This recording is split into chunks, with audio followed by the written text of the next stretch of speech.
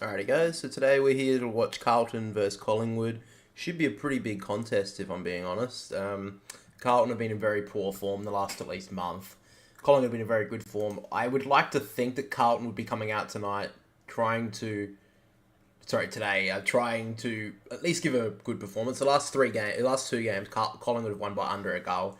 So I'm really hoping it is going to be a close contest, but if Carlton play to the caliber that they have in the past month, I think this game will be done pretty quickly. I don't think that will happen because this rivalry is the biggest in the AFL, longest in the AFL. So I think Carlton are going to come out with a good performance today.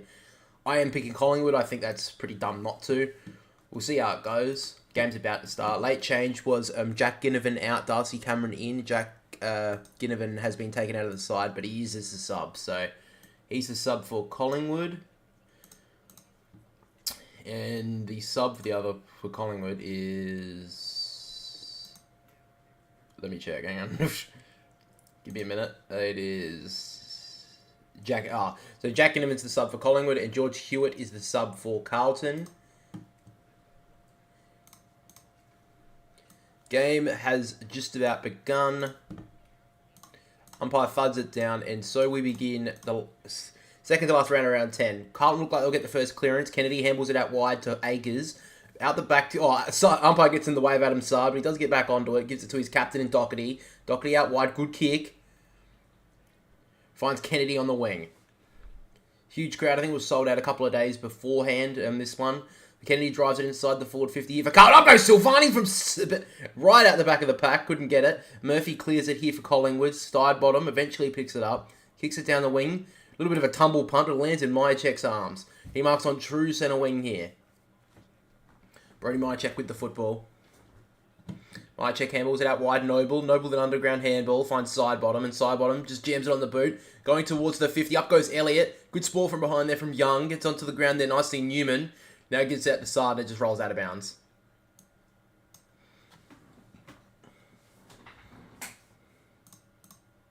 Currently in the other game, Hawthorn are dominating West Coast. They'll win that. West Coast will go to the bottom of the ladder, and I don't think they're tanking, but fuck me, they're not playing well. I know they've got a lot of injuries for West Coast, but a lot of it's to do with them. Free kick to Carlton out of the ruck contest. Pinnet will get the free kick. Mason Cox isn't too impressed about it. Pinnet will get the free kick. He goes in short out wide, finds Akers. He needs to lift. He's had a couple of weeks. He's had a couple of weeks in this past month where he's had a lot of touches but not much influence. So he needs to actually have some influence on this game today, the recruit. Goes out wide, finds Cripps, who drives it long. Silvani spins out of trouble, but tackled well by Maynard. Somehow gets the handball away, only as far as Murphy. And now Collingwood will clear. Noble over top to Mitchell. And now they can go through to Goey. To Goey feigns a handball, eventually gets the kick away, finds Myercheck again. He's been good early. Already taking a couple of marks on this wing. Doesn't have too many options. Decides to come in on the right-hand side and kick it inside the forward 50. It gets out the back. Elliott will get there first. It's Bobby Hill. Can he kick that first? He does. Good goal from Bobby Hill. Gets a little jig going. And Collingwood get the first one. Great finish from Bobby Hill. Got out the back. Poor defence from Carlton. Gets the first goal of Sunday afternoon football at the MCG.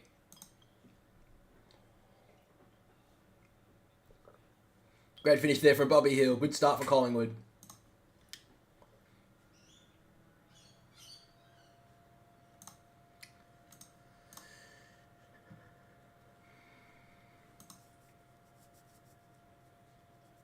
Yeah, Hawthorn are currently 78 points in front of West Coast. That's actually embarrassing for West Coast. I'm not going to lie. That's really embarrassing. Hawthorn are not 80 points better than West Coast. Well, maybe they are. I don't know, but that's embarrassing.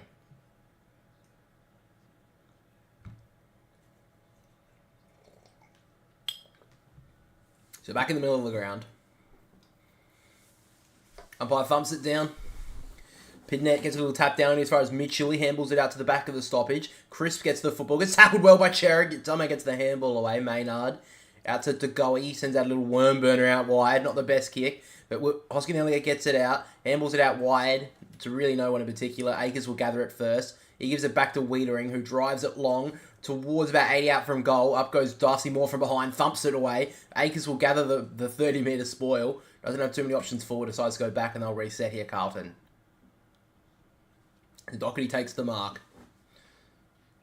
Going a bit slow, Carlton. They've been questioned for this sort of gameplay in the past month.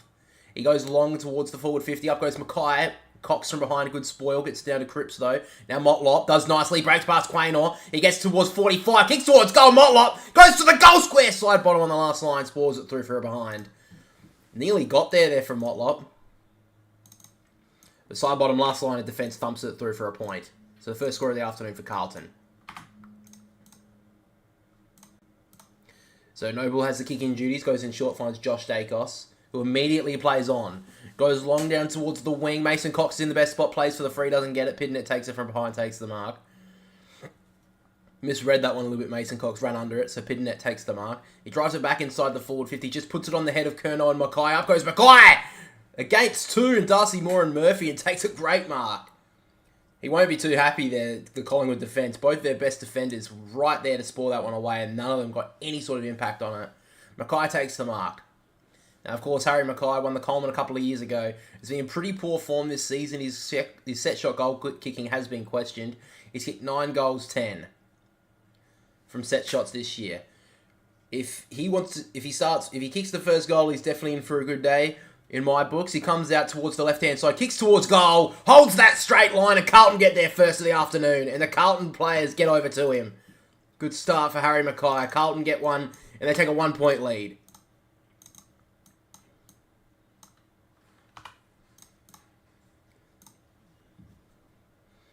He kicks the first goal. It's a good finish from Harry Mackay.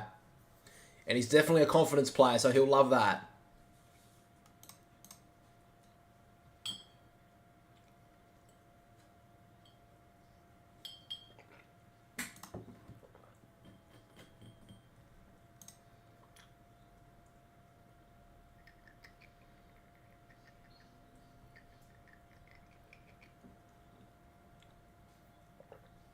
Great start here for Carlton. Good finish in the end. Don't exactly love the way they went inside the forward 50 there. I think it's not really going to be. It's not going to help them throughout the whole game. But if they can get some goals early, they could maybe get a chance. DeGoey handles it backwards to Nick Dacos. Now Pendlebury, always combining together these two. Kicks it down towards the forward 50. Great cut-off mark there from Chera. Good mark. Needs to have a lot more influence with his disposals, Adam Chera. So he takes the mark at half-back. Goes in short, finds Akers, wasn't 15. He gives it straight back to Chera, who kicks it towards forward 50. It's a 2-on-1, and Mason Cox gets back very nicely, takes the mark. Great mark there from Mason Cox getting back. Playing a lot more ruck, and he played very well last week. Probably, arguably, best player on the ground for Collingwood last week against the Giants. So Mason Cox at half-back. Kicks it into the middle of the ground. It's a dangerous kick, but Myercheck, strong. Great mark over the top of Mitch McGovern, who's looking a little bit sore for wear there. He goes out wide here to Josh Dacos. It's a poor kick. Dacos has to go back and get it. Eventually gathers the football. Kicks it towards 50. It's a good option. Finds Taylor Adams. And now Collingwood can go. Poor handball to Elskin Elliott. He eventually gathers it in the pocket. Goes to the top of the goal square. Side bottom of him and cross. But McQuarrie takes the mark. He played on. Oh, he got away with a free kick anyway. So a free kick against McQuarrie. He's very lucky there because he played on. I mean, he didn't even score a goal. So that was poor. But Ollie Hollands will take the free kick in the back pocket here for Carlton. So Hollands with the football. Goes out wide. Not the best option. Mason Cox will cut this one off again. Doesn't take the mark. Pendlebury handballs it to no one in particular. Walsh, always head over the football. Gets taken down by two pies and be ball up. So the free kick against Ollie Hollands. I mean, I've seen a lot of forwards get away with that, but yeah. Nonetheless, it was a free kick to Carlton. Back in the ruck now. Mason Cox gets dragged down from Pitternet. Gets dragged out from him from side bottom, and he gets dragged down. A little bit of congestion early. Another ball up.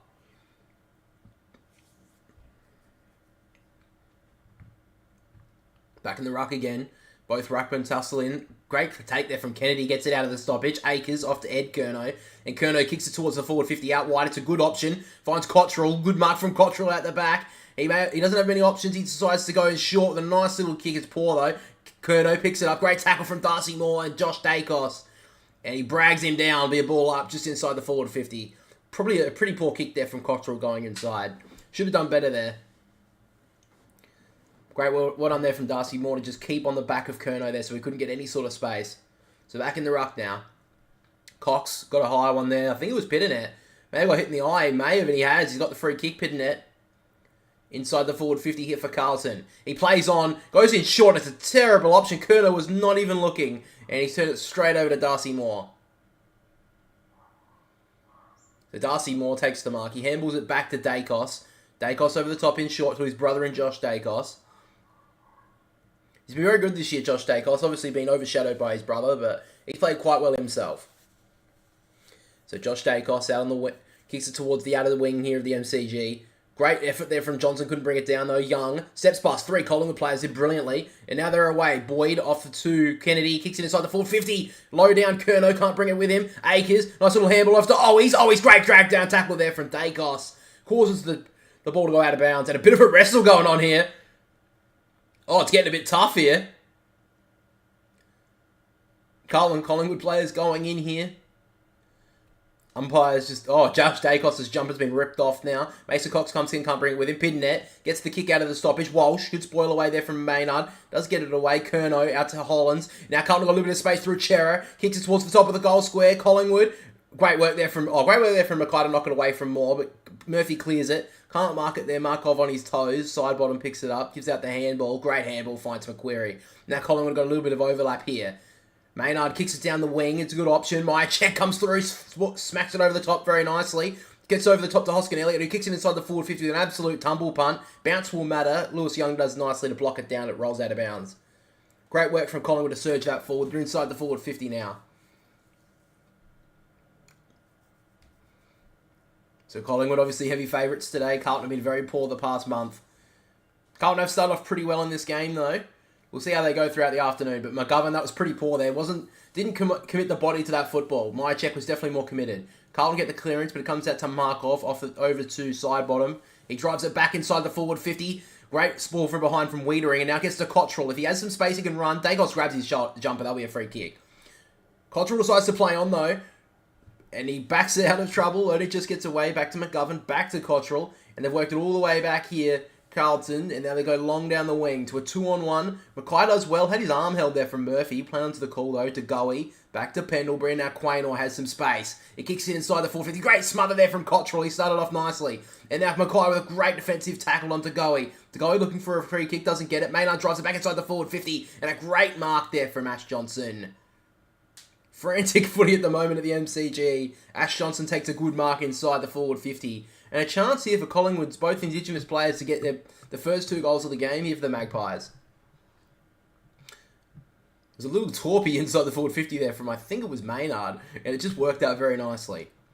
So Ash Johnson now to kick his first. He's kicked 8 goal threes from set shots this year. He's been brilliant. Should be a pretty simple finish here. Ash Johnson comes in. And he's just got it in. He's got their second. Great start for Collingwood.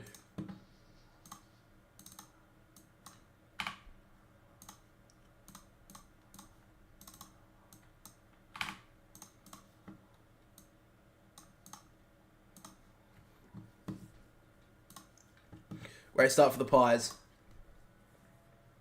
The other game today is GWS versus St Kilda, which will start around 4 o'clock. We'll start just about an hour's time from now. Currently in the other game, Hawthorn lead 122 to 26 against West Coast. That is actually embarrassing for West Coast. That is embarrassing. Anyway, that's embarrassing. Like they're not 100 points. If they're 100 points better, that's actually embarrassing. I don't care how many injuries you have. You can't be losing 100 points to the team that's it's bottom currently on the ladder. Anyway, back in the middle now. Silvani's gone into the ruck, but he misses that one completely. Cameron gets the kick forward. Hoskin Elliott nearly got there. Just gathered it on the bounce. But now Carlton will give away a free kick here. Be a free kick to Hoskin Elliott in the middle of the ground. And it may be 50, and it is. Poor play there from Carlton. That is just undisciplined there. The throwback to Hoskin Elliott was poor. Holly Hollands has given away 50, and Carlton look like they're a little bit too into the wrestle at the moment. Always a tough rivalry, this one. It looks like now Hoskin Elliott should kick the Collingwood's third here. He's straight in front. He got the 50-metre penalty. He should kick this one. Give him an 11-point lead at the moment. So Hoskin Elliott comes in, kicks towards goal and nails it. Great start from Collingwood. They got 3 of the first 4.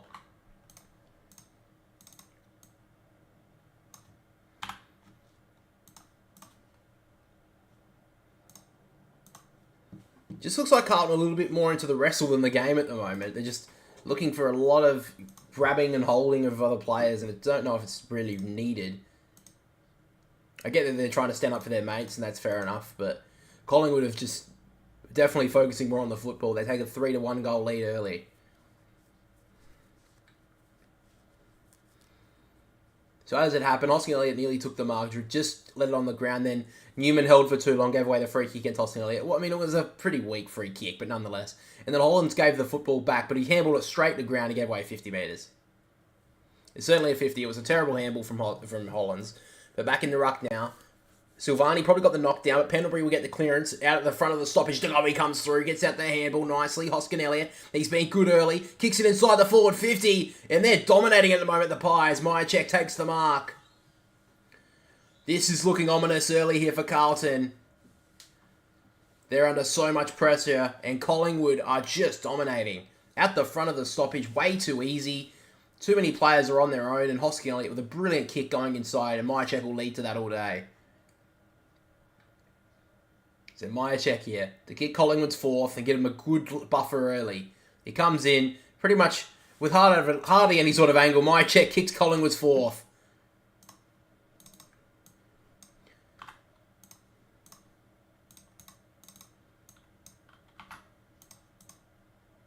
They look good early here, Collingwood.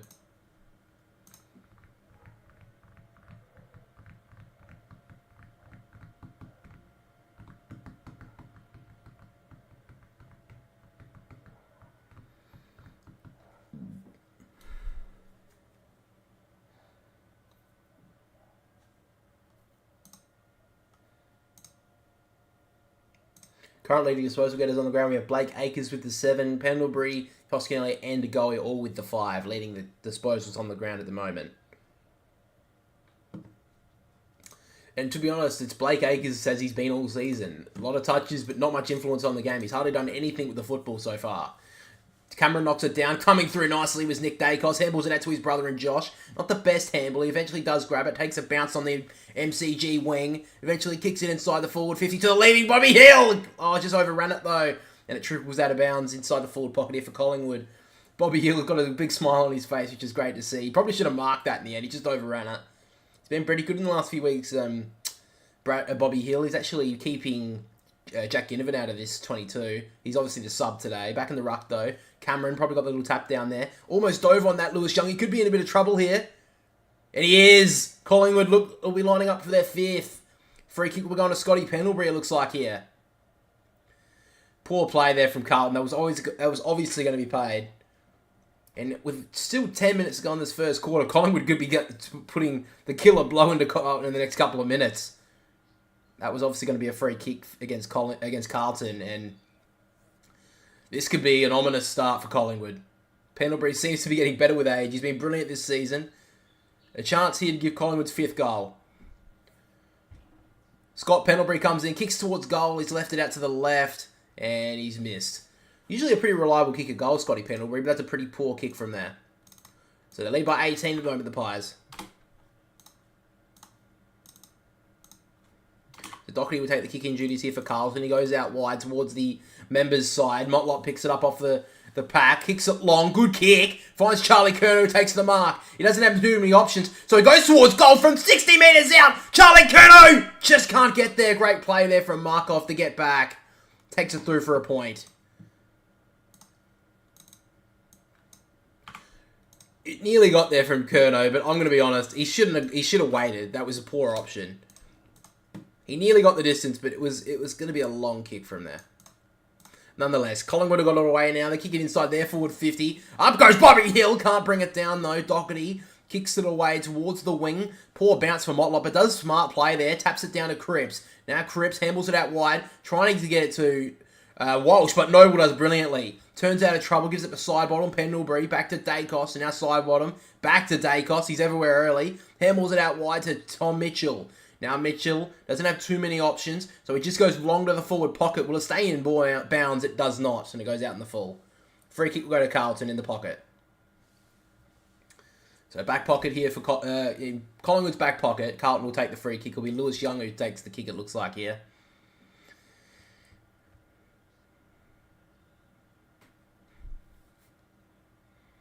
So Young kicks it long down the wing with an absolute tumble punt. It's a terrible kick. Pendlebury cuts it off. So Scotty Pendlebury. has Ash Johnson pretty much on his own in the about 20 metres out. He's actually going to go to him here. Ash Johnson gets his hands up, can't bring it down. Hollands gets taken almost high there from McQuarrie. Great pressure from Collingwood, drags him down to be a ball up. Yeah, Michael Voss is pissed off, and I would be too. That was terrible. Ash Johnson should have taken that mark, really. He was on his own forever there. Back in the ruck, Pitnet knocks it down. Coming through, Crisp, breaks through 2 tackles, dribbles it towards goal! Jackie Crisp! Great finish there for Collingwood. They're ominous early, and they've got their 5th. What a goal there. Just broken through the stoppage, jams it on the boot, rolls it towards goal, and Collingwood take a 4-goal lead. This is a dominant start here from Collingwood. They want to take outright top on the ladder tonight. They're currently equal top with, I think it's currently equal top with Port Adelaide and Brisbane. But they want to take that. They want to take the 10th game of the season to their 9th win. And it looks like Josh Dacos just getting his new jumper now. But alarm bells in the Carlton coaching box at the moment. They've started very poorly. Very poor start. So back in the ruck now. Got to start winning it in the centre here. Back in the ruck, Pitnet knocks it down. Coming through was Cripps. Good tackle from behind from Mitchell, but does get it away nicely. Kennedy handles it out to Chera. Now Carlton can get this ball forward. He kicks it long into the pocket. It goes over the top of Mackay. Good tackle there from Silvani on Moore. Moore just takes it in and it will be a ball up. Good pressure there from Carlton to lock it in. Not the best kick there from Cherry. Should have hit Mackay on the lead.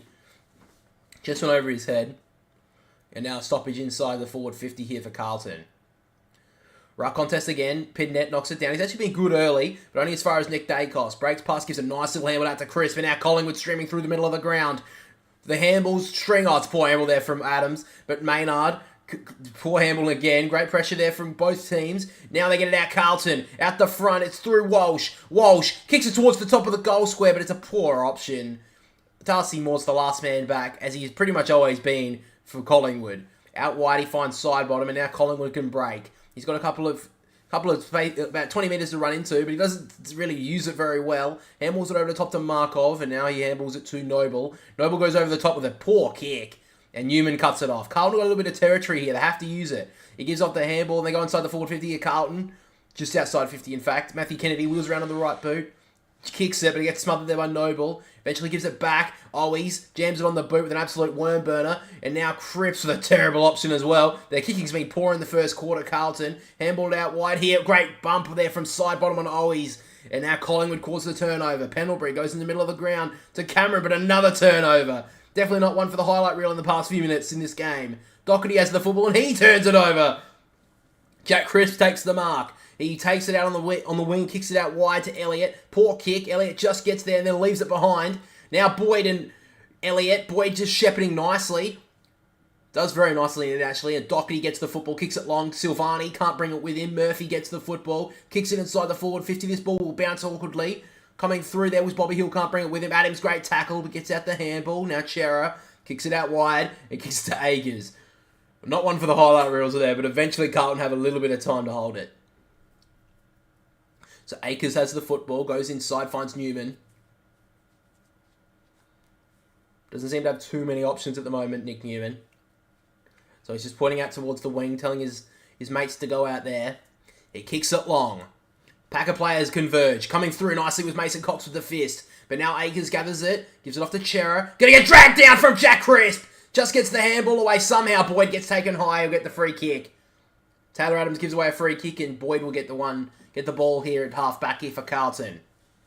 Pretty lucky in the end. Gets it out wide. Now Carlton got a little bit of space to work into. Wiedering goes in short. Finds Hollands. But again, Carlton are moving this ball slowly. This is not what Curnow and Mackay would want. Chera, oh, he stepped then. Oh, there's a blood rule against for Carlton here. It's not 50. So a player will be coming off here. I'm not sure who at the moment. It's Mackay. That's not what Carlton would want as the tall forwards, those guys. They would want the ball in quickly. They want Carlton up the ground to move the ball forward. But that was slow football. So Mackay's coming off with the blood rule at the moment. Leading disposal getters on the ground currently, both Akers with the 10 and Pendlebury with the 9.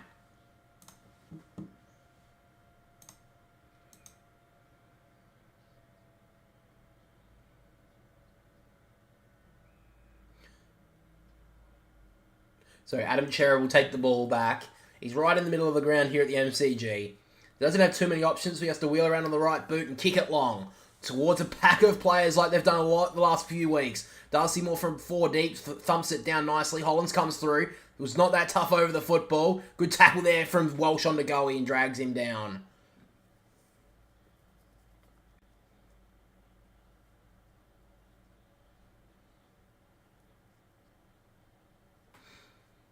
So back in the ruck, knocks it down there, Cox to Mitchell. Gets it smothered though. Out the back does nicely there, Hollands. Back to Sard. Back to Wadering, and now Sard back again. Hoofs it back inside the forward 50. Coming through as Curnow, just left it behind. Silvani and always bump into each other. Moore handles off to Quaynor, and now Collingwood back in some space. Pendlebury handles it at the side bottom. A little bit ill-directed, but eventually bounces to side bottom, and a nice little kick down the wing. Finds Mason Cox. So Cox handles it back to side bottom. Probably a better user. Kicks it down the wing. As I say that, he gets the ball smothered off the boot. So now Carlton have the ball back. Newman has the football on the wing, handles it out wide to Hollands. He's had a few of the touches early. He kicks it long. Again to Darcy Moore. He cuts it off nicely. Immediately goes. Tackled well from Silvani for the pressure, but gets off the handball to Mitchell. Out the back. Goes to Noble, and Noble uses his speed nicely on Akers. Breaks away. Kicks it out wide to Crisp, who should have taken the mark but dropped it. Had time to use it though. Nice little option. And he finds Hoskin Elliott. So Hoskin Elliott takes the mark. On the wing on the broadcast side here. Goes long. It's not the best option. McGovern should have marked it in the end. Handballs it backwards to Weeder and puts him under all kinds of pressure. 3 Collingwood players put on the pressure. Myercheck and Elliott tackle him down to be another ball up. Only 3 minutes to go in this first term. Collingwood lead it by 23 points. And honestly, I think they should be up by a couple more goals. Collingwood have absolutely dominated this first term. Carlton have yet to get on. I don't even think they've arrived at the MCG at this rate. They've played poorly. So back in the ruck. Pidnett may have even blocked Cox out of it. Adams eventually gets off the handball out the back. Mitchell fumbles though. Comes back onto it. Does nicely. Good tackle there from Carlton. Drags Mitchell down to be a ball up.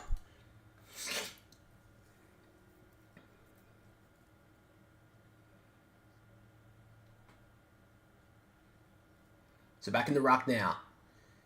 Cox knocks it down. Coming through was to go. Good tackle there from Cripps. Drags it out of there. Can't get it out though. Now Carlton can get through. Oh, poor handball there from Durden to Chera. And now Doherty comes off the side of the boot. Well, will actually work in the end to Akers. Now Akers has got a lot of space here on the MCG wing. On the members' side, goes in short in board. That's a terrible kick. Walsh had to dive for it. Couldn't even mark it in the end. Eventually gets out the handball. Now Doherty over the top. Carlton got more men here, but Crisp was more stronger. Eventually tapped it out. Now Collingwood can get through. Crisp out to Pendlebury, and now Doherty, side bottom, gets it out to Dacos. Dacos keeps it in. And he'll get a free kick for his efforts. Carlton really wasted an opportunity there, and Dacos will take a free kick on the wing. So Dacos goes out, goes inside, finds Noble. So Noble, defensive side of the members' wing. Kicks it in short. He's missed Josh Dacos with that kick. That's poor. Doherty cuts it off. Play onto the call with the mark, though. He just jams it forward. Gets a terrible bounce, Curnow. And Maynard will gather it. Gets it out to Dacos. Dacos. Great pressure there from Durden. Does get the handball out, though, to Noble. Noble handballs it through to Josh Dacos. Now Mitchell takes the football off to Noble. Collingwood work it through somehow. And now they can break. Dacos goes out wide. He's got Elliott. And now at the back, it's Myercheck and Ash Johnson. Elliott decides to go in a little bit shorter, finds Pendlebury. He's still got McQuarrie in the pocket here. So Pendlebury instead turns to the middle of the ground. He kicks it across the 50, finds Quaynor, who plays on. Can he drill a 6th goal for the quarter for Collingwood? No, he can't. Left it out to the right, and Collingwood get another behind. That was way too easy in the end, how Collingwood moved that ball through, and they were lucky. They were unlucky not to score. They should have finished. Isaac Quaynor had a pretty easy shot at goal, and he missed out to the right. So Mitch McGovern kicks it in here for Carlton, out wide toward the members' wing. Fisted down there was Maynard, but now Durden has the football. Kicks it forward, just again a hat kick, and it's turned over. Murphy over the top. Mitchell, hang on, there may be a free kick option. Play onto the call, in fact. Mitchell takes the kick long, but it's a poor option. Newman cuts it off. Newman tells his players to settle down. Former Swans player. Been at Carlton for quite a few years now. So Nick Newman has the football at half back. Eventually kicks it long. There's so many Collingwood players there. It was a poor option. He had the arm held though, Curnow. He'll get the free kick. So Charlie Curnow gets the free kick. Just pushes Mitchell. That should be 50. That should be 50! Anyway, it wasn't 50. Curnow kicks it long, but it's a poor option. Noble nearly cuts it off. Gets back to it. Taps it on to Moore. Good pressure there from Carlton. Cottrell taps it forward. Silvani. Just great pressure there from Cox. Knocks it out of bounds. It'll be a ball in just inside the forward 50 here for Carlton. 30 seconds to go. So Carlton down by 24 points. Currently, I think they're very lucky to be still that close. Taps it down there, Pidgenet coming through as Kennedy couldn't bring it with him. Pidgenet tackled well there from Pendlebury. Gets out the handball there, Ed Curnow. Only as far as Dacos. Now Hoskin Elliott gets the kick away. Kicks it towards the wing. Bobby Hill should get... Elliott should get there, but it just gets out of his grasp. And rolls out of bounds. 13 seconds to go in the first quarter. Carlton probably the only team who can score from here. But actually, you know what? There's probably a chance for Collingwood if they get a quick break from this stoppage. So they're on the wing right now. Forward side for Carlton. So back in the ruck. Cox can't get his hand to it. Pidgenet knocks it down off the bounce. Now Doherty kicks it forward. Who could get there? Motlop nearly brought it with him. But Maynard gathers it. Kicks it short. Can't mark it there, Mitchell. Now Carlton can break it forward. Akers, can they take a mark? They can't. Siren goes. And at quarter time, Collingwood take a 4-goal lead going into the first break. Great start from Collingwood. They've looked brilliant early. And at quarter time, the scores are 1-2-8 to Carlton. Lead Collingwood, down to Collingwood 5-2-32.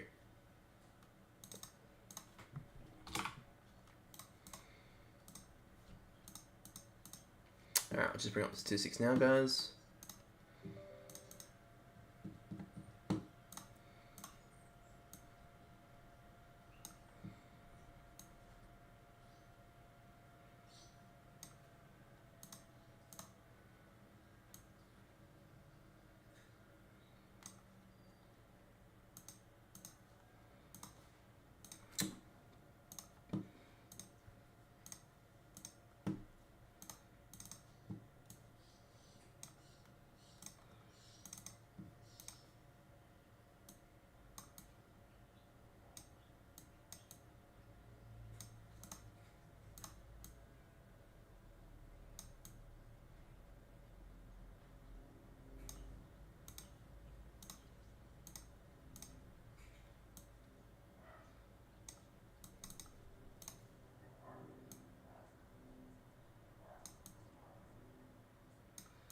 Alright guys, so quarter time, hang on. Alright, so quarter time guys, hang on.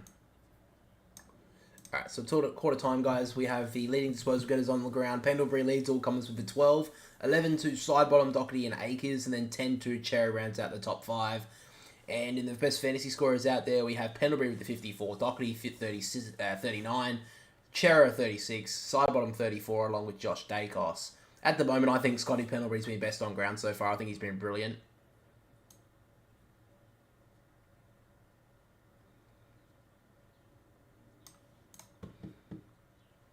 But a great start for Collingwood. They've played brilliantly so far.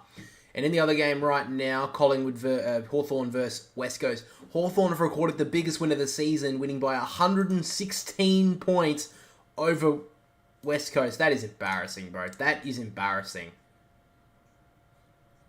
That's actually terrible. That is embarrassing for West Coast. To lose by that much.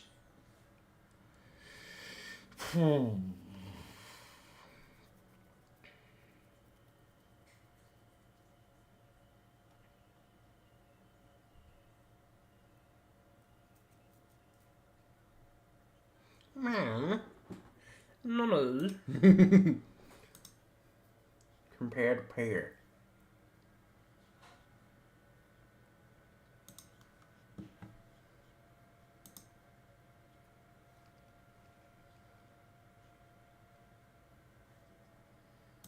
I omoed it or something.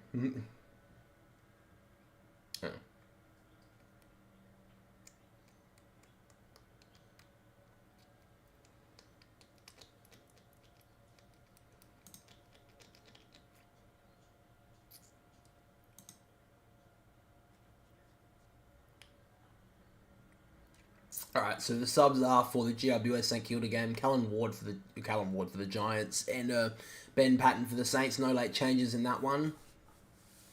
That game will start in just over about 40 minutes time.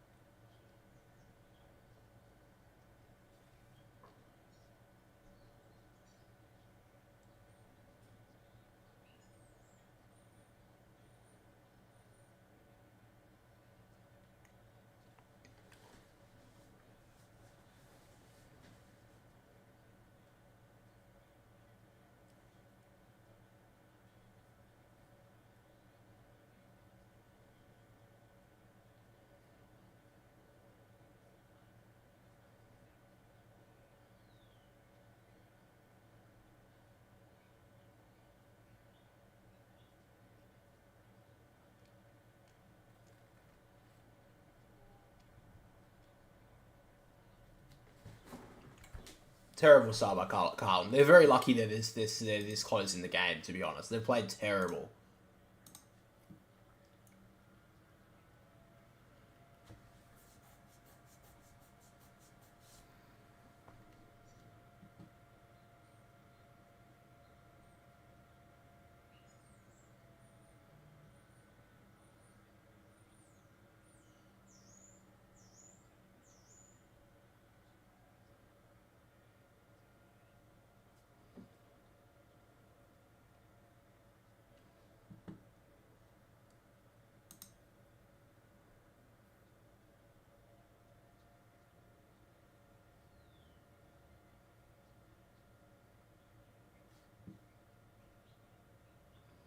Second quarter is about to begin. Team's in the middle and the ball is bounced. Start of the second term. So back in the middle now. Mitchell gets at the handball to Cameron. He drives it towards the forward 50. At the back nicely was Boyd, but Togoe gathers it from 50. Drives it towards goal. Will it get there? Just goes through for a point. Looked home for a minute. But just couldn't get it through. And Collingwood had just started again the way they finished the first quarter. So long down the wing, gathered there from Markov. Now Mitchell kicks it towards the forward 50, but he's drove it 5 rows back into the stands, and it's out in the full. So inside the back pocket here is Mitch McGovern.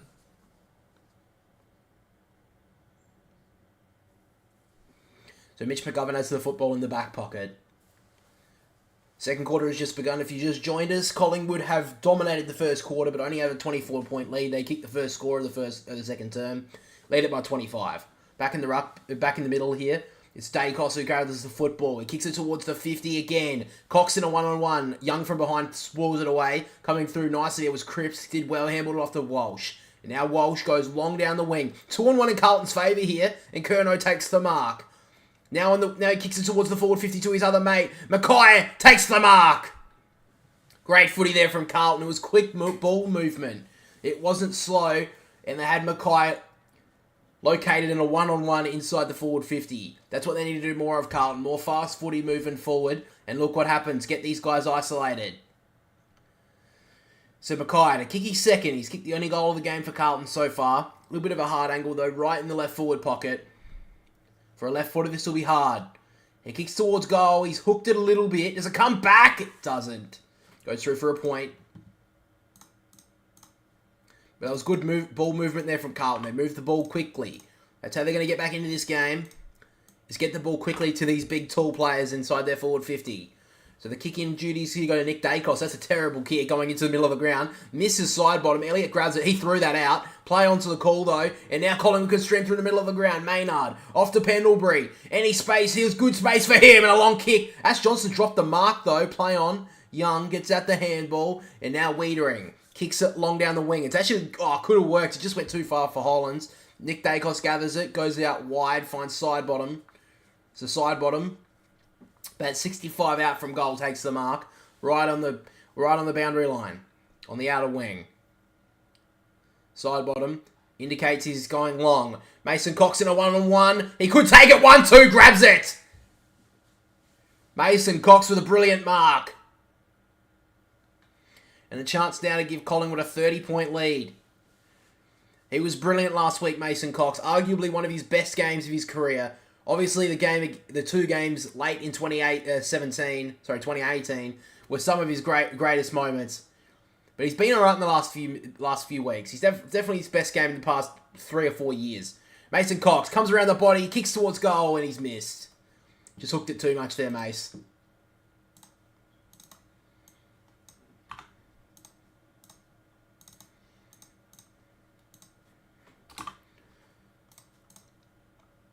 So he goes into the pocket. He finds to Doherty. And Doherty goes out wide to Silvani on the lead. He got his arm held.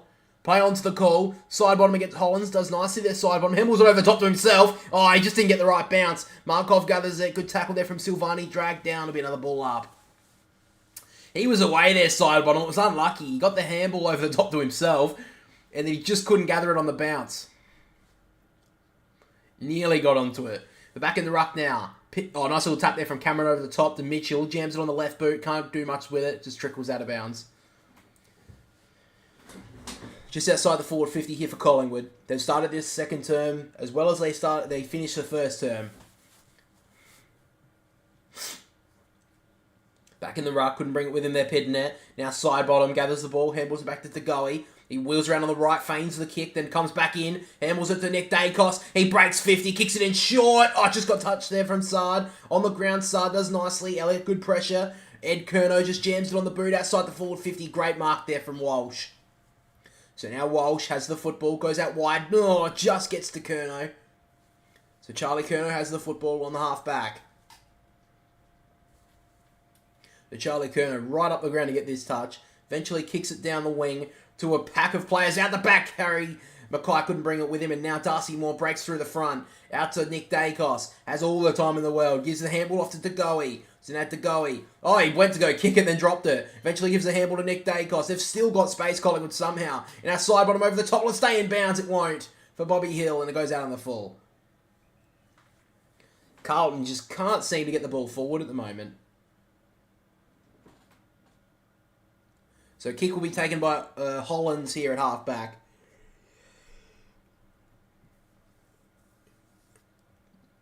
Collingwood are just locking it outside of their defensive half. They just can't get down there, Carlton.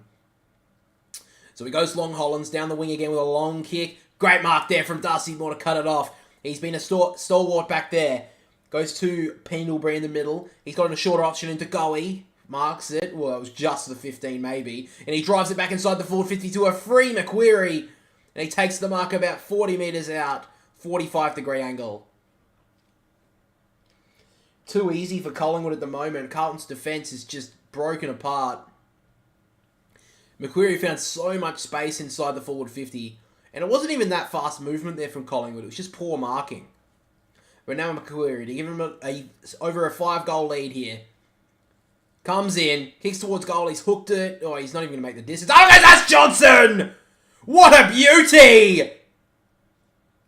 What a mark from Ash Johnson. And he's sore, but he'll love that on the replay.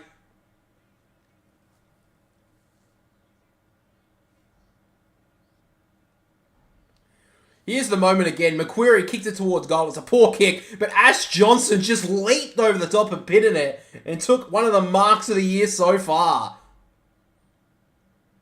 And insert Doug Nichols around. What a moment. So Ash Johnson can quickly go around the body, kicks towards goal and nails it. Collingwood get their 6th in the first of the second quarter. What a massive moment.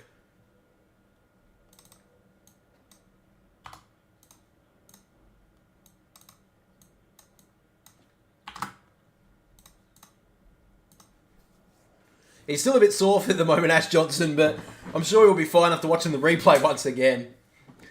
And Carlton at the moment really only have themselves to blame. That shouldn't have even been a mark to McQuarrie. They should be marking him a whole lot better. Too easy, moved it forward, and then a great little individual effort there from Ash Johnson takes a brilliant mark.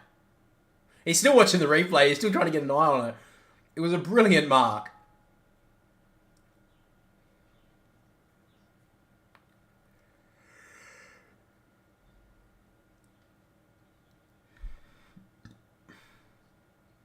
Got to have some body on Ash Johnson. He's always going to leap for the football. They didn't have any body on him, and he just got an easy run at that one. Back in the ruck, Pidnet brings it down. Kennedy can't gather it. Cameron tries to clear it. Gets smothered though, so Pidnet has a lot of time. Gives it back to Doherty. He kicks it towards the forward 50 here. Curnow on a one-on-one. Good pressure there from Moore. Now Quaynor actually gave away a free kick here, and it's going to go to Carlton. So Charlie Curnow will get the free kick inside the forward 50 here for Carlton. Need a little bit of luck here.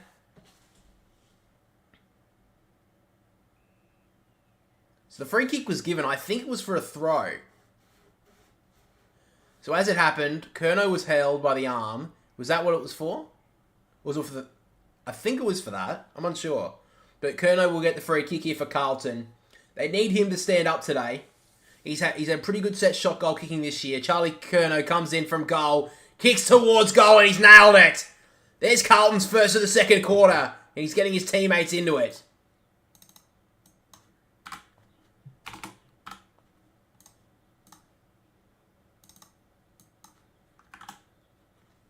Great finish there from Charlie Curnow.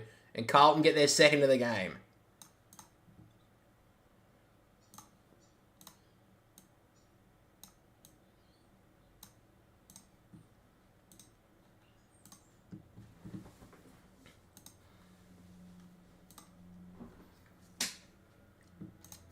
So currently leading disposal getters on the ground is still Sidebottom and Scotty Pendlebury. 15 for Sidebottom, 14 for Pendlebury. And leading for Carlton is Doherty with the 14. Great start for really the veterans of the game at the moment. Sidebottom and Pendlebury are winding back the clock today. The Curnow with a great finish. Back in the middle now. Carlton need to start lifting in the middle here. Through the ruck, no one really got it.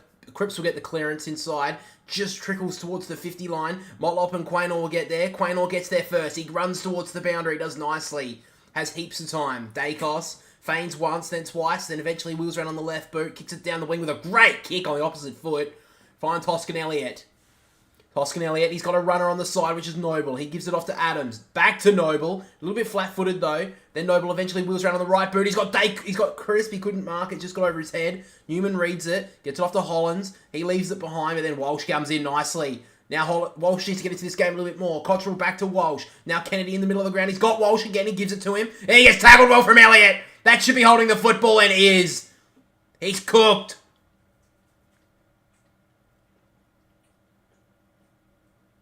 Probably wasn't holding the ball, to be honest, but it was great pressure from Collingwood.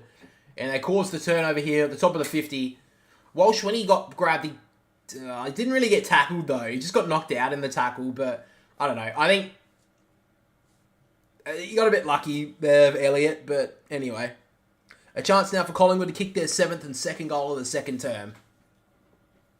Jamie Elliott's been a little bit inconsistent in front of goal this year for set shots. It was dead-eye last year. He comes in straight in front of goal. Jamie Elliott hooks it a little bit, goes to the left-hand side and goes through for a behind.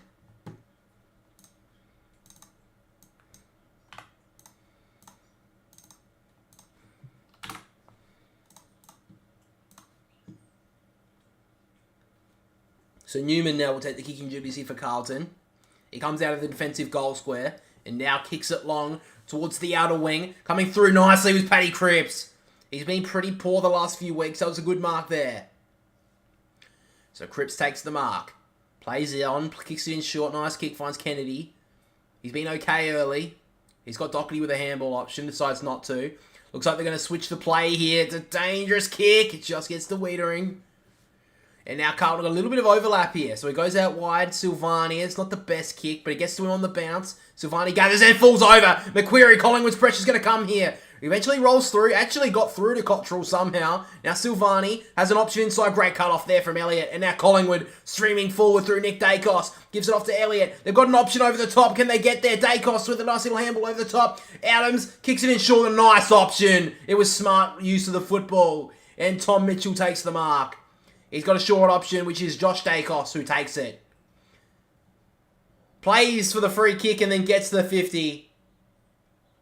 And Josh Dacos here will kick one. An absolute certainty in the goal square. Got 50-minute penalty against Boyd.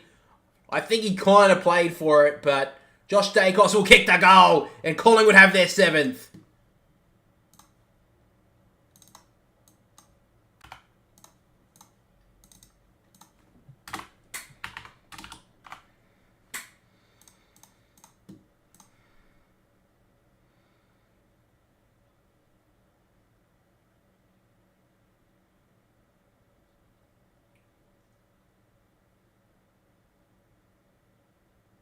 Poor play there from Carlton, though.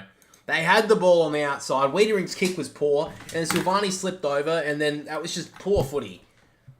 I mean, Boyd gave away 50, yes, but I'm going to be honest. I think Josh Dacos kind of milked it. He shouldn't have pushed him, but he milked it for everything he had. But Carlton shouldn't have wasted it on the wing. They just butchered it. Great pressure there from Collingwood. Go Carlton, I'm watching it. They're doing trash. You're not doing very good at the moment, man. I'm not going to lie. Mason Cox back in the middle, thumps it down. Looks like the free kick will come out of the middle of the ground. It's been to Collingwood. Advantage taken by Tagoe. He goes out wide, side bottom. We'll have to track it down. Eventually grabs it. Now he has a couple of options inside the forward 50. He hooks it back towards about 30 metres out. Straight in front, coming across nicely. Was Meyer check, but I think it's a mark to Carlton here. I think it's McGovern who's taken the mark. No, it was Kennedy. Great mark there from Kennedy. And gets right into Meyer check there too. That was a good mark there. 32-point lead currently to Collingwood. Kennedy right in the back half. A long kick. Somehow got to Motlop with that absolute floater. Motlop's been okay early. Has the football now. Goes out wide. Poor kick though. Great work there from Mackay to knock it down. But now Mitchell over to Noble. Inside. Good kick. Finds Crisp. And now Collingwood again streaming through the middle. Over the top. Dacos. He drives it inside the forward 50 with a mongrel punt. But it's marked well by Jamie Elliott. And Collingwood are looking to kill this game off in the first half. It wasn't the best kick from Nick Dacos. Definitely not the best kick he's ever made, but it was a good kick. It's a good option to kick it inside. Just thump it in there, give them the option, and Elliott got on the end of it. They just can't. It's not the problem with the Carlton defence. It's the Carlton midfield. They're not defending anything, and they're just letting it inside way too easy. Jamie Elliott now to kick Collingwood's 8th. He nails it. Collingwood have 8 goals, 3 in this second term, and they are starting to rip this game apart.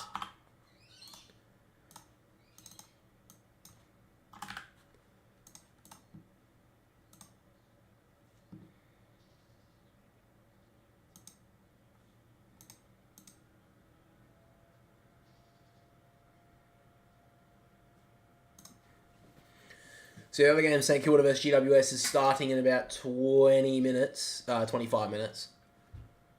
That's the last game of the day. Other game today was Hawthorn versus West Coast. Hawthorn won by 116 points, which is embarrassing for West Coast.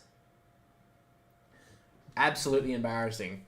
To lose a game against the team that was on the bottom of the ladder at the start of the round by 116 points, that's inexcusable. Can't blame injuries on that. Back in the ruck now.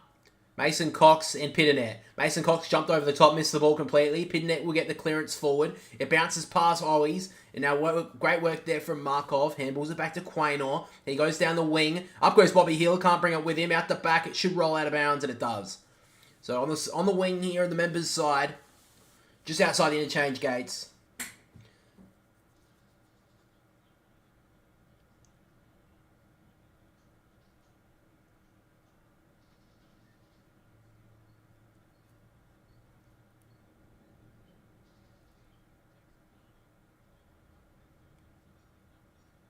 So Doherty handballs it down to Cripps. Now to Chera, back to Cripps. He's done okay so far. Kicks it short, good kick, finds Kennedy. Probably one of Carlton's best so far, Matthew Kennedy. He goes long with a kick.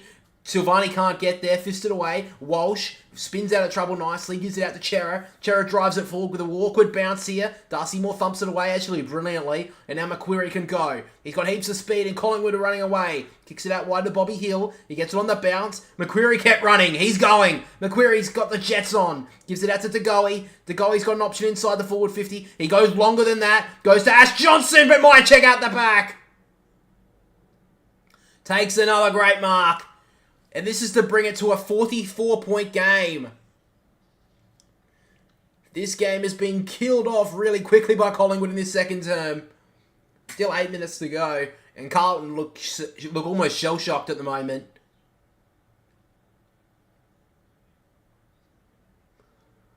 Myercheck comes in, straight in front, 20 metres out, kicks towards goal and nails it. Made the umpire work a little there, Brody Myercheck, but he kicks another one. And Collingwood are running away with this one at the moment.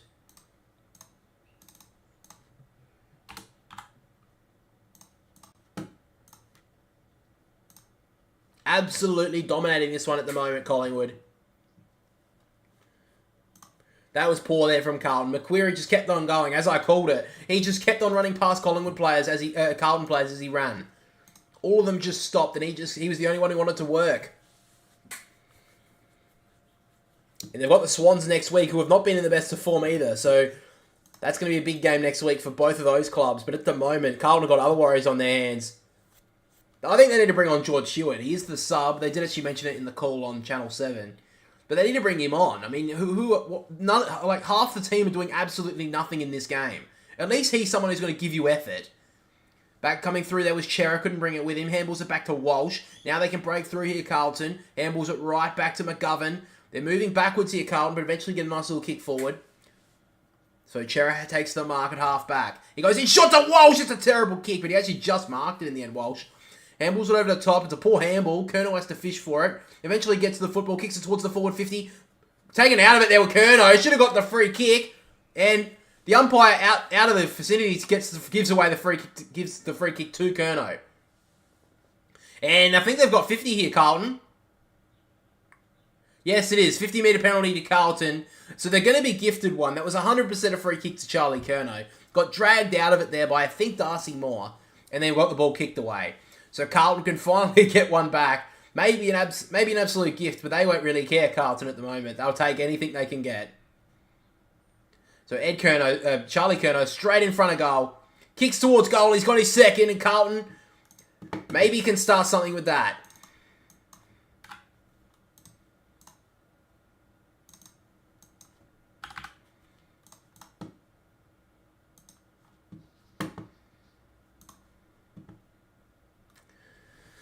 Currently, the winning disposal getters on the ground is still side bottom with the 17. Nick Dacos 16, Doherty 15, Pendlebury and Mitchell with 14, along with Adam Chera and Blake Acres. At the moment, Blake Acres and Chera, even though they've got they've got 14 touches, they've had zero influence on the game. Only player for Carlton who I believe have played well is Matthew Kennedy, Sam Doherty, and I guess Sam Walsh as well as the midfielders. He's played okay. Collingwood, you got still side bottom, Nick Dacos, Pendlebury, Mitchell, DeGoey, Noble, Myercheck, Josh Dacos. You know, they've got so many options through there that have played brilliantly so far. But now back in the middle. Coming through there was Josh Dacos, just sockers it forward. It runs towards the forward 50. Boyd does pretty well against Mitchell. Now Sard gets to the football. A little bit of run can come through here. Walsh gives it off to Pidnet. And now Kennedy streaming through the middle of the MCG. Kicks it forward. Coming through the front there was Darcy Moore. And a great mark to cut it off. So Darcy Moore takes the mark, basically at centre-half back. He goes out to the outer wing, goes in short, finds Maynard. Maynard, off one step, thumps it 50 down the ground. Great work there from McGovern to come across and cause the spoil. And now the turnover to Cottrell. Cottrell goes long, coming across there was Charlie Curnow, and he gets another free kick. So Charlie Curnow is definitely working here for Carlton. He's probably been another one of their best so far. So Curnow. Be good in this second term. Drives it forward. It's an absolute top punt to the top of the goal square. Rolling through Markov. Handballs it. It's still in play, but eventually rolls through for a point.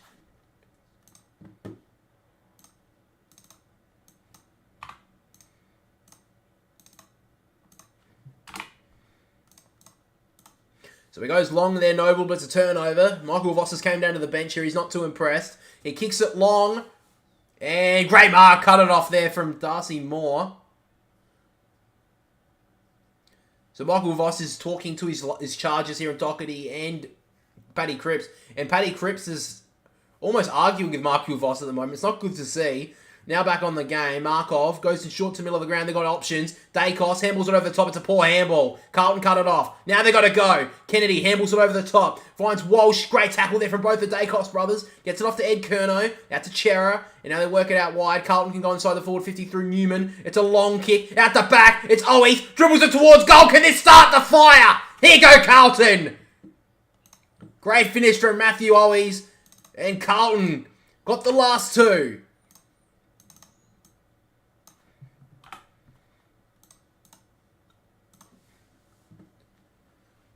Great finish from Matthew Owies. He's hardly been cited today, but he was pretty good last week against the Bulldogs. And that was a great finish along the ground. So Michael Voss has had a moment to talk to his charges. Doherty and Cripps were both on the bench there to talk to. I think they set that up just so Michael Voss could talk to his two experienced players. Cripps has been okay so far. I think Doherty's been their best. But that was a great goal there. At the back, Murphy left it. And Darcy Moore, that was a little bit poor in the end. He should have done better there. He went up but he didn't do enough with it. And always saw that getting out the back and he kicked the goal.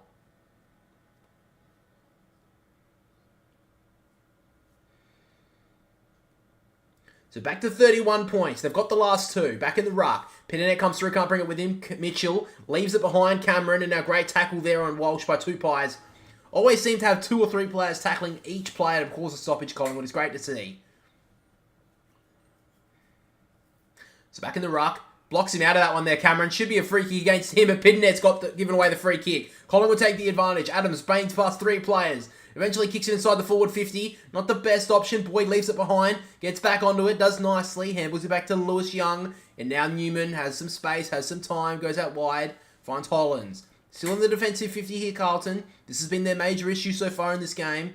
Just their movement going from back to forward has been slow and lethargic. They find Doherty on the wing. Good kick in the end. So Doherty takes the mark on the wing members' side. Again, they're going too slow. He calls these players to come across. He goes long and high. To a pack of players coming across here is Moore. Can't bring it with him. Tap down to Mitchell. Looks out the back, then kicks it long forward. 2-on-1 in Collingwood's favour. Missed completely by Young. Newman gathers it, then leaves it behind. Ash Johnson, great pressure there on Chera. He leaves it behind as well. Good tackle. Great play there from Tagoe. Great tackle on Adams there from Ed Curnow. Gets at the handball somehow. Now Carlton have lifted. He gets taken high there, Chera. And it'll be a ball up. Carlton have definitely lifted in the past few minutes around the football. Their quality of ball movement, though, is still a big question mark. Back in the ruck. Pinanet knocks it down. Hollands gives it straight out to Walsh. Great play there from Carlton. He kicks it away down the field. Great mark there from Charlie Curnow over the top. He's the fire starter. He's going to have to get them in this game. If they are to somewhat come back, he's going to have to kick 6 or 7 today, I think. He's going to have a massive game. He goes long inside the pocket. Up goes Quain Orr. Great mark. Cottrell needs to do better than that in the air. Quain Orr takes the mark, goes across, finds Markov. He's been really good this season for Collingwood. Moving from the Gold Coast Suns, obviously started his career at Richmond. Goes to Hoskin Elliott. They're just moving this ball a bit slowly here, Collingwood. Just goes out wide. Just on the defensive side of the wing here for Collingwood. Tagoe goes in short, finds Mitchell. So just moving the ball a bit slowly here, Collingwood. Just want to take a little bit of sting out of this game. They'd love to take a 5-goal lead going into halftime. Mitchell indicates to go long. Brings it a little bit more central, though. It's nearly in the centre square. Up goes Myercheck. Can't bring it with him. On the ground. Pendlebury just fumbles a little bit at the crucial stage. Eventually rolls out to Adams. Gives it off to Hoskin Elliott. Can he break the tackle? He can't. Great tackle. Eventually gets the handball out, though. Maynard dives in. Can't bring it with him. Newman. Good tackle there from Markov. 3 pies drag him down. It'll be another ball up. Centre half forward here for Collingwood. 3 minutes to go in this second term. Carlton kicked the last 2. Collingwood have been brilliant from the first half, though. Back in the ruck. Cameron knocks it down. Doherty grabs it. Gives it back to Chera. Chera, nice little worm burner out wide. Finds Akers to Cripps. Now Carlton can go through Boyd. Boyd goes out wide. Oh, great kick in the air. Finds Harry Mackay. That's actually some good ball use. Harry Mackay turns around. Good kick. Finds his mate in Charlie Curnow. He has an option at the top of the 50. It's a great option. Finds his brother in Ed Curnow. Gives a handball back. It's back to Charlie. Can he start to Carlton? Cheers. No, misses. That would have been a big goal there going into half-time, but he left it out to the right. Back to 30 points. I think Charlie Curnow's the one at the moment. I think it was the right option for Ed Curnow to give it back to him, but he just didn't get enough. Just didn't get a good purchase onto it, and kicked it behind. So Collingwood in the back pocket now. 2.5 minutes to go. Noble has the football. Goes long towards the wing. They're going for Ash Johnson. From behind does nicely Young. Bobby Hill takes the football from the spoil. Kicks it up to Cameron. He couldn't gather it, but Bobby Hill kept going. He's got the speed on the wing here at the MCG. He's going to go. He keeps going, telling his mates to move. He has a couple of options. Feigns the kick. Eventually breaks past him. Sells in the candy. Drives it into Myercheck. And that is true quality from Bobby Hill. And the crowd stand as one for Collingwood. What a play there from Bobby Hill. That was brilliant. And the teammates get around him. So Brody Myercheck now in the pocket. A chance here to give Collingwood a 36-point lead going into halftime. Myercheck comes in, kicks towards goal, holds that straight line. And Collingwood take a 36-point lead.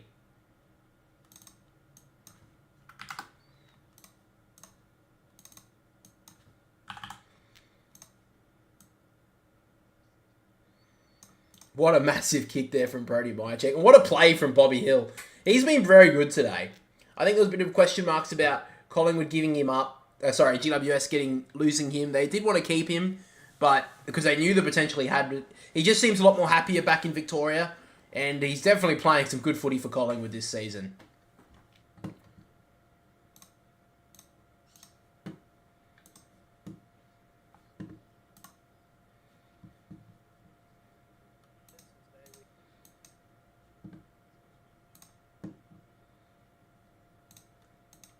Sold the candy to Adam Sard and just kicked it inside the forward 50 with ease. Back in the ruck. Pitnet's actually been okay. Handballs it back to Cripps. Now Walsh over to Doherty. He kicks it out wide. Hollins and Hoskin will run onto it. It's got a pretty obliging bounce in the end, Hollins. He fumbles, but eventually gives it off to Silvani, who's been very quiet. He kicks it down the wing. Quaynor. Probably got his arm held. Play onto the call. Adams. Great pressure there from Durden. Probably got him in the back. Play onto the call. Poor handball from Ed Curnow. Collingwood calls the turnover. Maynard kicks it out to Goey, and then Hoskin Elliott tries to thump it forward off the ground, but can't do much with it. Great tackle from behind, drags him out of bounds. Just over a minute to go in this first half. Collingwood have been brilliant.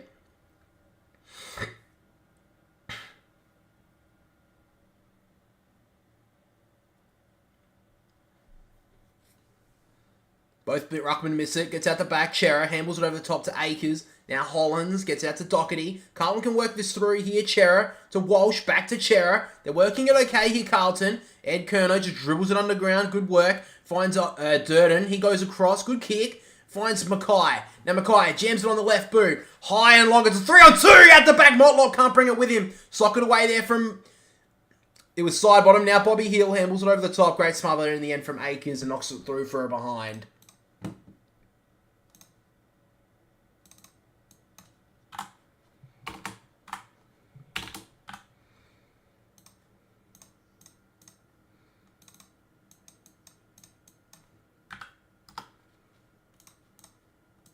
So he goes out wide here. Collingwood 1-on-1. Ash Johnson can't gather it. Wiedering thumps it 30 metres back inside the forward 50. Motlop can't get rid of it. Great tackle from Darcy Moore. Drags him down. Back inside the forward 50 here for Carlton though. 24 seconds on the clock. Carlton would love one going into halftime. They've currently got 2 of the last 3 goals. Cameron knocks it down. Mitchell gives it off to side bottom. Side bottom. Ill-directed handball. But Tagoe comes through. Eventually grabs the football. Had penalty. Decides to burn him off, and he kicks it out wide. McQuarrie. Collingwood got 10 seconds to go. Can they get it inside? Hoskin Elliott kicks it towards the forward 50 to the leading Elliott. Just gets out the front of him. Can't get there. Good pressure there from Carlton. McQuarrie tries to break past Doherty. Kicks it backwards, and that will be the halftime siren. Great play from Collingwood in the first half. They have been absolutely brilliant. At halftime, the scores are 4-6-30 to Collingwood 10-5-65.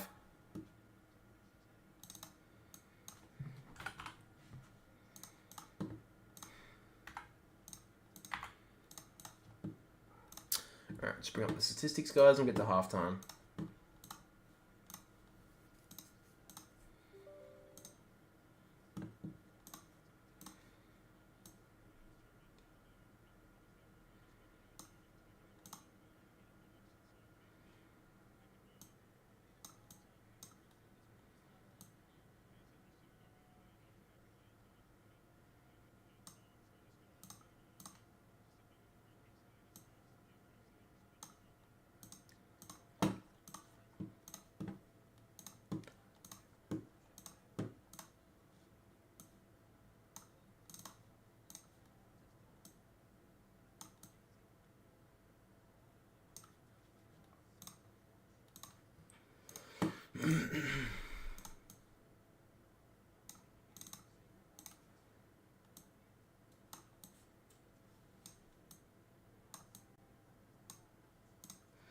Alrighty, guys, so at halftime,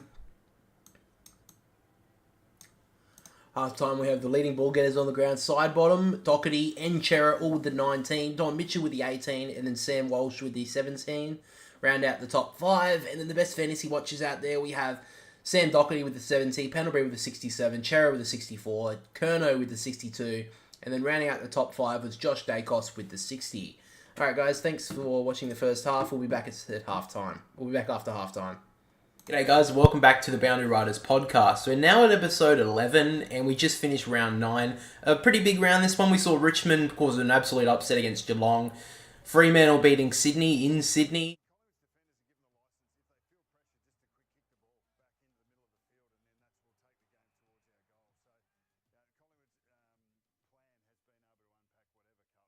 G'day guys, welcome back to the Boundary Riders podcast. We're now at episode 11 and we just finished round 9. A pretty big round this one. We saw Richmond so the field. And if he didn't even kick a goal in that game. No, but, he didn't, yeah. So they were able to lock him out of the game, and I think they did double team Hawkins just to keep him under wraps, so I think that was a good idea. Richmond did play well on this one. So the 3 votes, this was from you. Yeah. So the three votes we gave to... Oh, hang on. 3 votes go to Tim Taranto. I mean, look, he's not going to be the best disposal. No, he had 28 disposals at 50%, so it wasn't the best use of efficiency, but he was the pressure midfielder with, I think, 12 tackles. Out the yellow eagle. That's how the hawk should have been. It should have been like a hawk, not with something that broke its neck. It's just like the eagle's in the middle. Yeah. The sun's up the top. I really like this one. I think I'd give this one a 5. Yeah, I'd give it a 5. They're going to get flogged in style this week. Flogged in style. Yeah, flogged in style. And after that, we get to the Western Bulldogs. I don't know what the hell is happening with the black. What is that in the middle? I don't know what it is, but it's freaking me out. Look, it's better than North Melbourne's, but it's not by much in my opinion. Yeah, I don't know. I'd give it a 2. It's a 1.5. It's a bit confusing, isn't it? It's just a bit weird. I don't know what that thing is in the middle. I'd have to maybe look up what that is. It looks like an eel. So I think it's an eel, but it just seems a bit strange to me why they put an eel on the Bulldogs jumper. I guess you can't really have a dog on it, but yeah. I don't know. I think the Bulldogs actually have some of the weaker Indigenous Guernseys that we've seen. I don't remember one being standalone, stand out. So I'd give this one a 1.5. I'd give it about a 2. Yeah. But yeah, guys, that's our rankings of the Indigenous jumpers coming this year. Again, no disrespect to any of the artists. I think all of them, big congratulations for making all these jumpers and representing each of the clubs, because I do think it's a great concept that they make a different jumper for each year and showcase some Indigenous art. I think it's great to see. But next we'll move on. We'll get into the votes for the week. So the first game of the round was the upset, round 9. Richmond versus Geelong. Now, I didn't really see this coming at all, but Richmond played very good footy and they had some not unlikely goal scorers. Well, I guess Cochin is, but Dusty really stood up for the first time in at least a year or 2. Yeah, he turned back the clock, and Cochin did something that he hasn't done, ever. I don't think ever kicked 3 goals. He probably has done it 3 goals, but yeah, he turned back the clock for a while. And I will say, I don't think this is the resurrection of Richmond. Oh well, everyone in Victoria, they think they're back to 20. They're back to their destiny. They're not. They played one good game. Geelong aren't always getting. They're not going to. They weren't going to win 20 in a row. Yeah. Or how many? They weren't going to win them all. And I think they did something good though. They did like double team Tom Hawkins. They had that's the what chance. they needed. That's what they did that very well. I think a lot of clubs need to start doing that. Yeah, they did a half. Jeremy Cameron will never stay. I think that they played Jeremy Cameron up the field, and if he kicks, he didn't even kick a goal in that game. No, but, yeah. So they were able to lock him out of the game, and I think they double teamed. They did double team Hawkins just to keep him under wraps. So I think that was a good idea. Richmond did play well on this one. So the 3 votes. This was from you. Yeah. So the three votes we gave to... Oh, hang on. 3 votes go to Tim Taranto. I mean, look, he's not going to be the best disposal. No, he had 28 disposals at 50%, so it wasn't the best use of efficiency, but he was the pressure midfielder with, I think, 12 tackles, so... Yeah, and he always gets the one thing that, he's going to do. He's a clearance player, and a lot of clearance players don't have the best disposal efficiency. Yeah. I'm not... I don't mind what Kane Corn says sometimes, but I think he still isn't probably the best one. He's in the right. Yeah.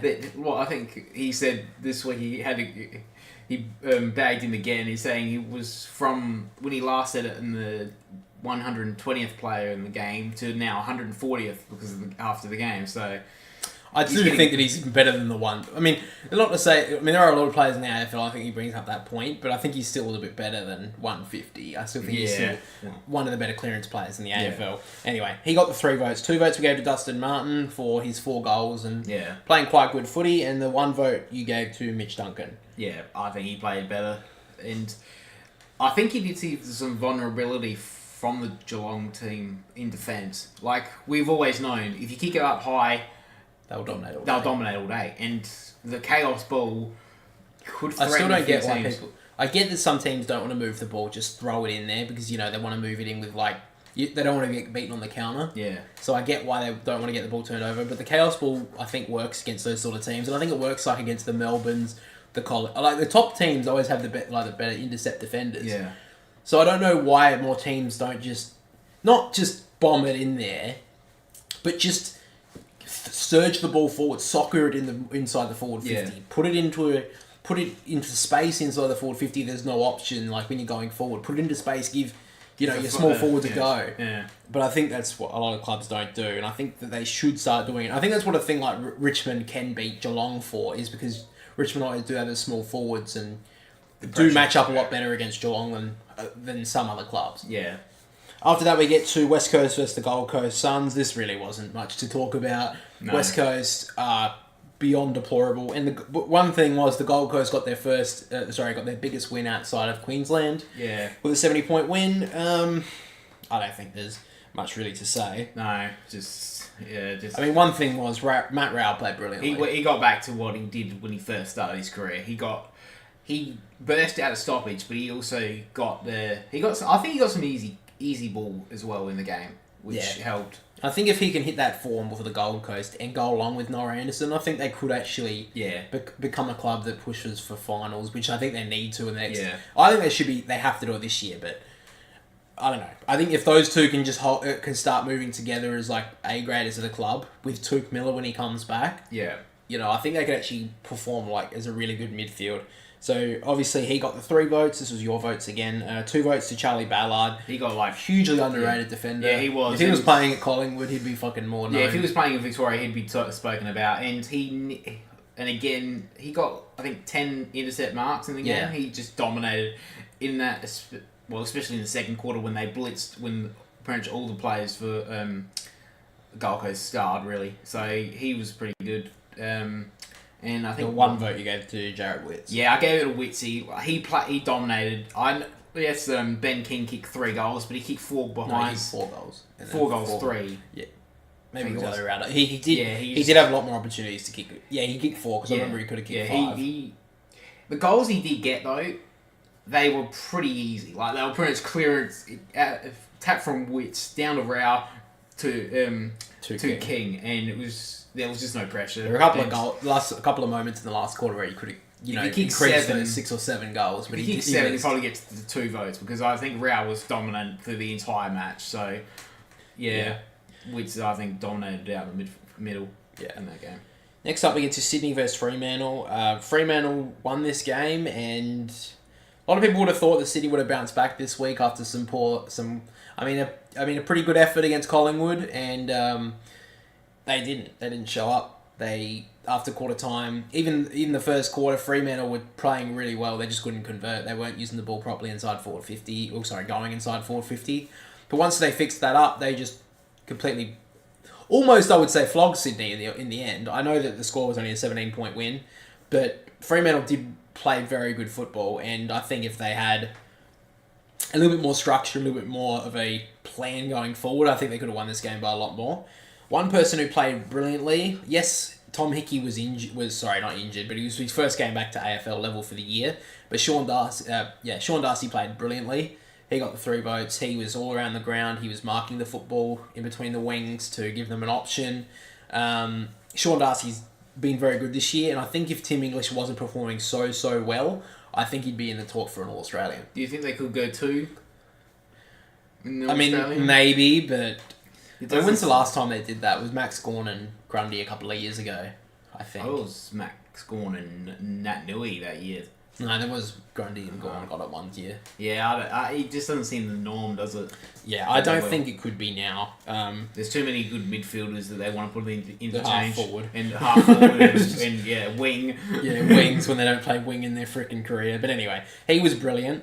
2 votes I gave to Errol Goulden. In the last 2 weeks, despite losing, he's played brilliant footy. Yeah, he's just the shining light for the Swans in the past month. Yeah, he is one of the few Swans players who I'd give a tick to this year. Him, Robbie Fox I'd give a tick, and maybe Tom Papley as well. I know people would probably say Chad Warner, but I think he's been pretty underwhelming in a lot of games this year. So I think when he's played well, he's played brilliantly, and I think I've given him 3 votes when he's played really well. But when he's not there, when he doesn't play well, he doesn't have that balance yet. And I think he'll get that with time, so I'm not too concerned about that as a Swan supporter. But at the moment, when he has a bad game, he has really poor games.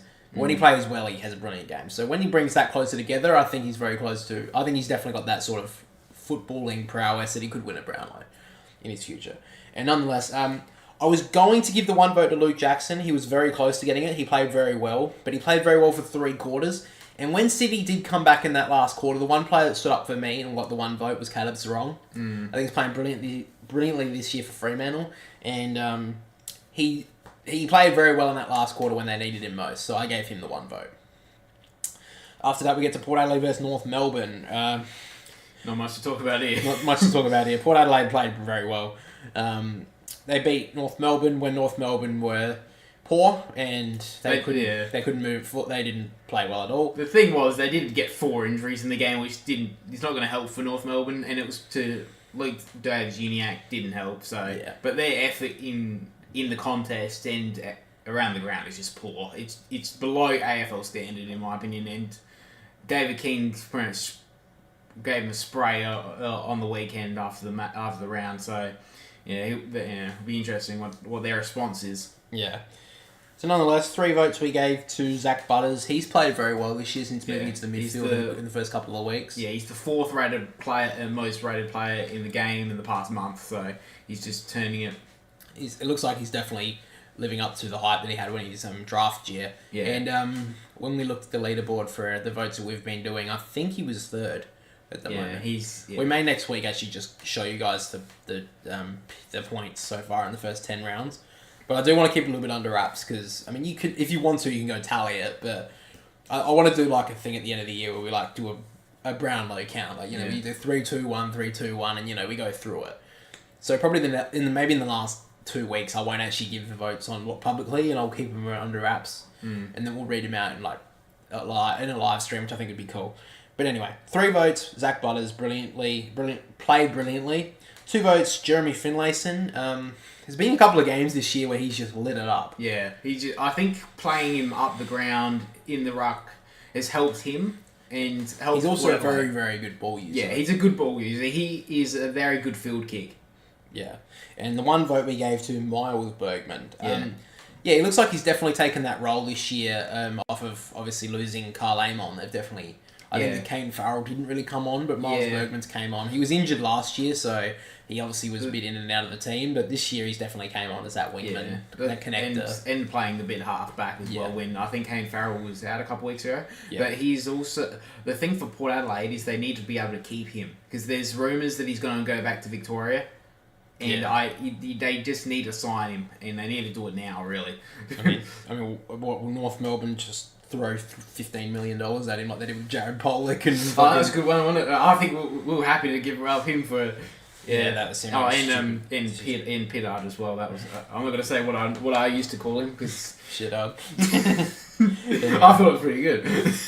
Anyway, after that we get to Hawthorn versus Melbourne. This game was pretty poor. It was done by quarter time. It was done by quarter time. Melbourne have had a couple of easy weeks, and I mean, if they've got the team to beat in front of them, might as well drill them into the ground. Yeah. They won by 54 points. This should have been 100, really. If Melbourne actually wanted to, they pretty much stopped it.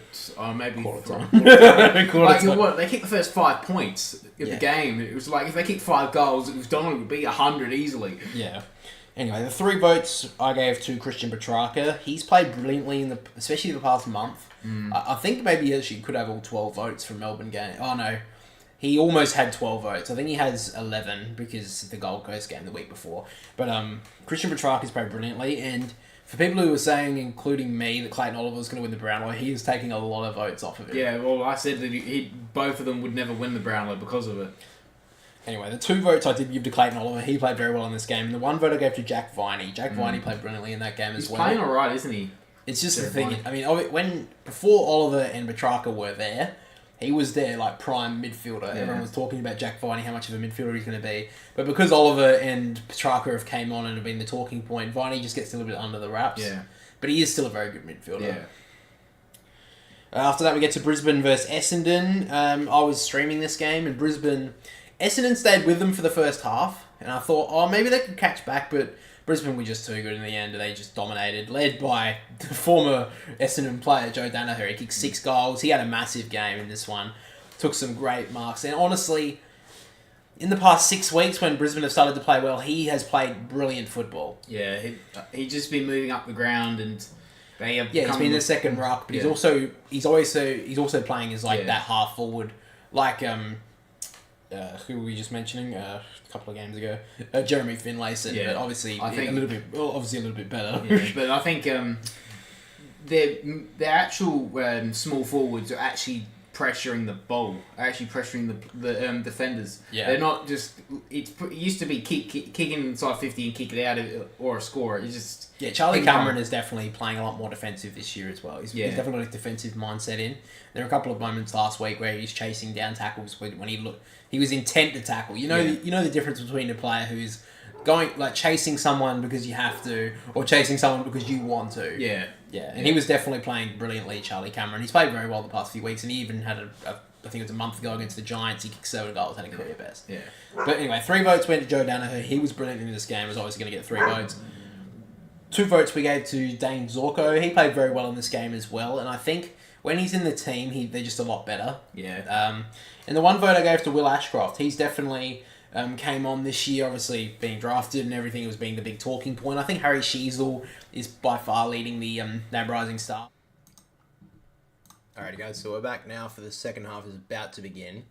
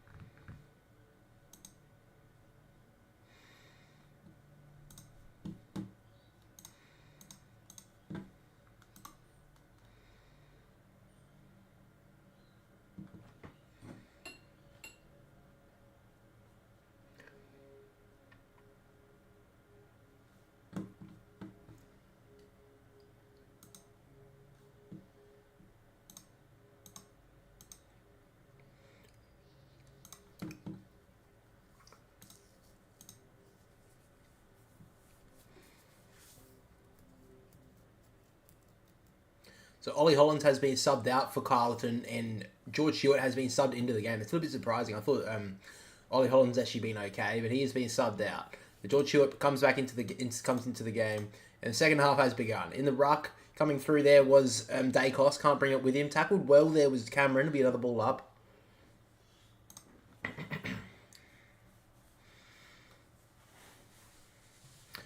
Back in the ruck, Pinnet knocks it down. Coming through was Cripps. Can't bring it with him, though.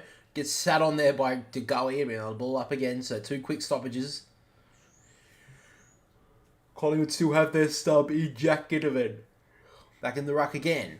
Pinnet knocks it away. DeGoey coming through, can't bring it with him. Doherty will get the first clearance of the second half. Coming through was Darcy Moore, just socketed it away out of trouble. Coming through was Elliott, can't bring it with him though. Now Kerno out wide to Chera. Chera gets dragged down. Does well to get a handball away. Then coming through was Crisp. He gets dragged down there from Cottrell. He'll be gone here. He had a chance to get rid of it. And the umpire pins him. Holding the football. Free kick to Cottrell. So Cottrell has the football. Kicks it inside the pocket to the forward 50. Leading Kerno. Can't bring it with him. Good pressure there from Collingwood and they let it trickle out of bounds. So it looks like Mitch McGovern has actually gone forward here for Carlton. Give him an extra option. I actually don't mind that change. McGovern wasn't doing much in the back half. Don't really have an option. Don't really have a position for him to play down there today. So put him up forward. Give him a chance. Give Carlton a third option. Back in the ruck. Knocks it down there. Cameron only as far as Cripps, who gets dragged down. Cripps gets at the handball. Side bottom. Now Dacos. Handballs it backwards to no one in particular. Walsh almost got taken high. Now Noble looks for the high free kick. Umpire saw it and gave her the free kick. Free kick to Noble.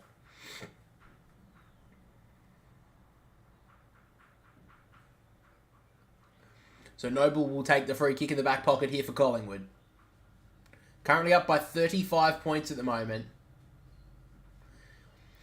He goes long on the outer wing of the MCG. Mason Cox is coming, but Adam Sard read that perfectly. It wasn't a good kick and immediately plays on. Good option. He kicks it inside the forward 50, but the kick is terrible. Cut off there by Quaynor. That was a terrible kick. I don't know what he was doing, but Quaynor cuts it off.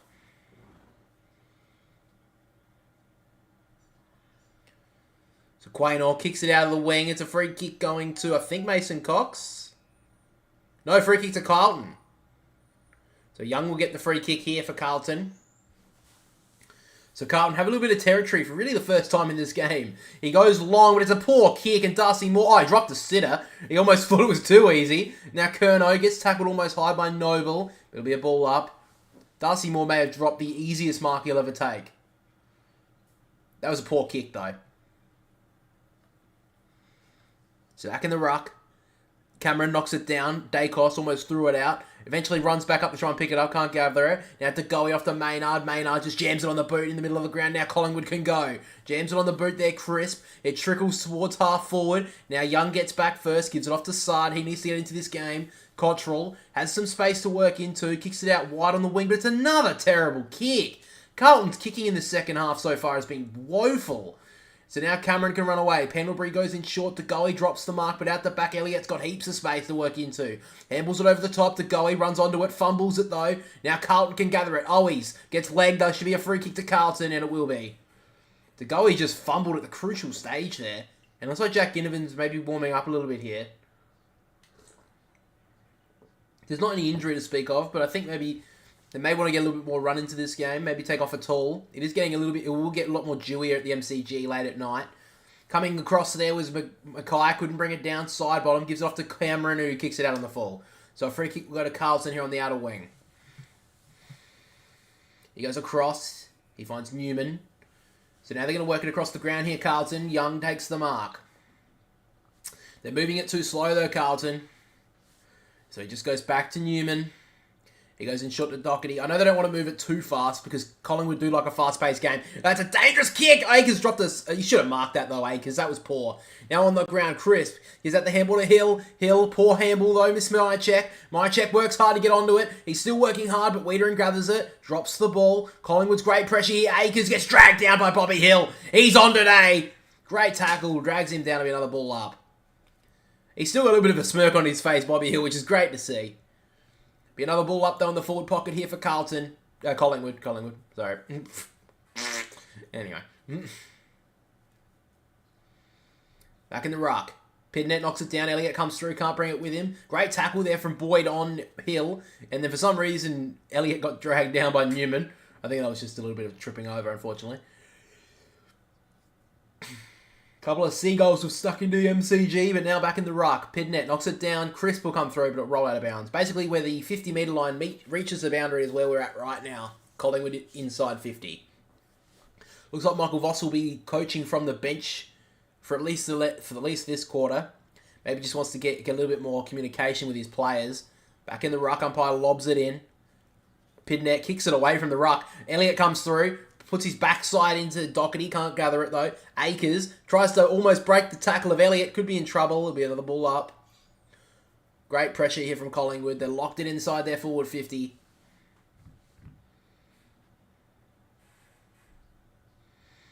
Back in the ruck again. There've been a lot of stoppages in this third term. Coming through there was Chera. Gets dragged down there from Crisp. Will be another stoppage.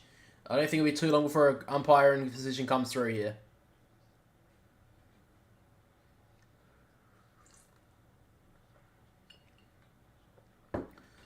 Elliott leaves it behind. Now Newman jabs it on the boot. Kicks it out of the defensive 50. But Moore read that perfectly. Takes the mark. He's been brilliant today, Darcy Moore. Been one of Collingwood's best. But they've had so many already. Darcy Moore has the football. Goes long to a massive pack of players. Mason Cox gets up. He's taken it! How did Mason Cox take that?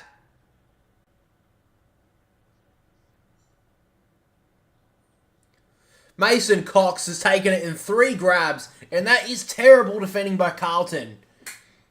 Mason Cox just was shredding and shaking off Pidnet. Pidnet probably had a hold of him in the end. He had a hold of the arm. But then, I think he got a free kick anyway. But they paid the mark, and as they should. Great mark from Mason Cox. So a chance now to give Collingwood a 41-point lead for Collingwood. Next week will be his 100th game. 32-year-old Mason Cox comes in and actually misses. That's a terrible kick from Mason Cox. So first score of the second half goes to Collingwood, but it's a poor kick.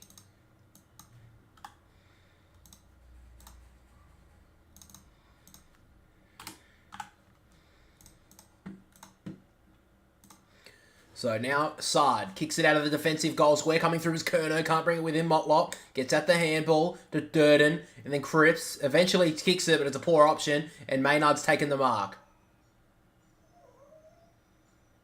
Swans man says Carlton needs 6 goals, 1 to be winning.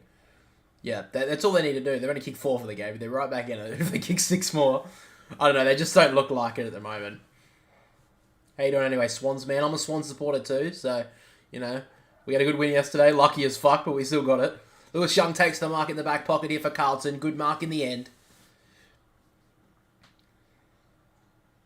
So Young now in the defensive pocket. Wheels around on the right boot and kicks it long towards the wing. Pack of players go up. Darcy Moore from in front. Can't bring it down. Durden trying to gather it. Does well. Gets it off to Chera. Now Sard. Oh, he gets pushed off the back. That should have been a free kick. Play onto the call. Sard eventually gives it off to Newman. And now Carlton can work it on the outer side. Silvani raking handball out wide. Half back to Wiedering. But he's going to get dragged down. Hoskin Elliott somehow breaks away. Gives it off to Silvani. Now Kennedy breaks around. He's actually done pretty well in the first half. Gives it off to Newman. Carlton, even though that was frantic, they got through. Gives it into the middle of the ground to Cripps. Cripps eventually gets rid of it. Kicks it towards the forward 50 and takes it to Ed Kerno. Now Kerno has a few options to turn into. He kicks it towards the top of the goal square to a leading Mackay. But a great mark in front there from Matthew Owies. Takes it about 30 metres out straight in front. And a chance to kick his second. Yeah, I'm a Swan supporter, man.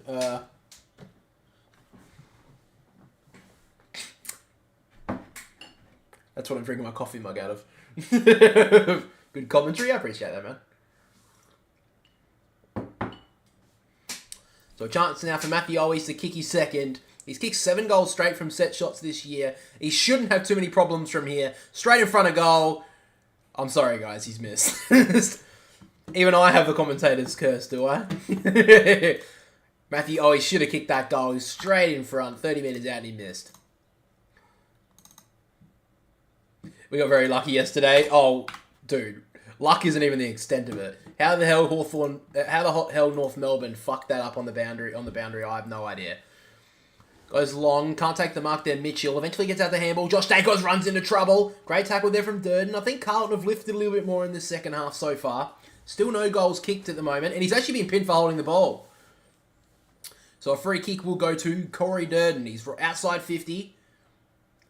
Again, it's just a whole pack of players inside the defensive 50 here for Collingwood. So he just goes long. Ed Curnow gets it out the back, and I think a free kick has been picked. And it's going to go to big Charlie Curnow. Charlie Curnow will take the free kick. At top of forward 50.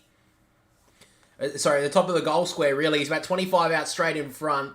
Darcy Moore seems to have got him. Oh, that's a weird free kick. But Charlie Curnow kicks the goal. First goal of the second half for Carlton. They're within 29 points. We should target Dacos. I mean, I think we could, but I don't think we'd get him. I think Sydney need to target a big midfielder. Because we're getting smashed in the middle this year. I mean, I know we've had a lot of injuries, and maybe Callum Mills is a big injury as well, but... I mean, he is a big injury, but... I think Sydney need to just target a midfielder. They need to target a defender as well. Again, I know we've had a lot of injuries to our defence, but I don't think Paddy McCartan will come back. I mean, if he does, it'd be great, but I don't know if he will. And plus, Tom McCartan now has also had a few head knocks as well, so... I think we definitely target a defender. I don't think Aaron Francis is the answer. Yeah, we'll just way too many. I think we also need a ruckman as well. Back in the ruck now. Darcy Cameron knocks it down. Coming through was Adams. Couldn't bring it with him. Silvani does very nicely. Good tackle there from Darcy Cameron. Be another ball up. A lot of stoppages in this third term. Still 12 minutes to go. 29 points. Carlton have lifted. They're staying close enough here, but they're going to have to kick a few more. In the ruck, Darcy Cameron gets beaten to it. And a free kick will go to Darcy Cameron anyway. Hickey's still in the VFL. Did he play in the VFL? I thought he just was injured. No, he came back... I don't know, I can't remember. I think he came out this week with an injury. I think Laddams and McAndrew are actually pretty good yesterday, but of course Laddams got injured, which was unfortunate. Noble goes in short, he finds Elliott, just outside forward 50 here for Collingwood.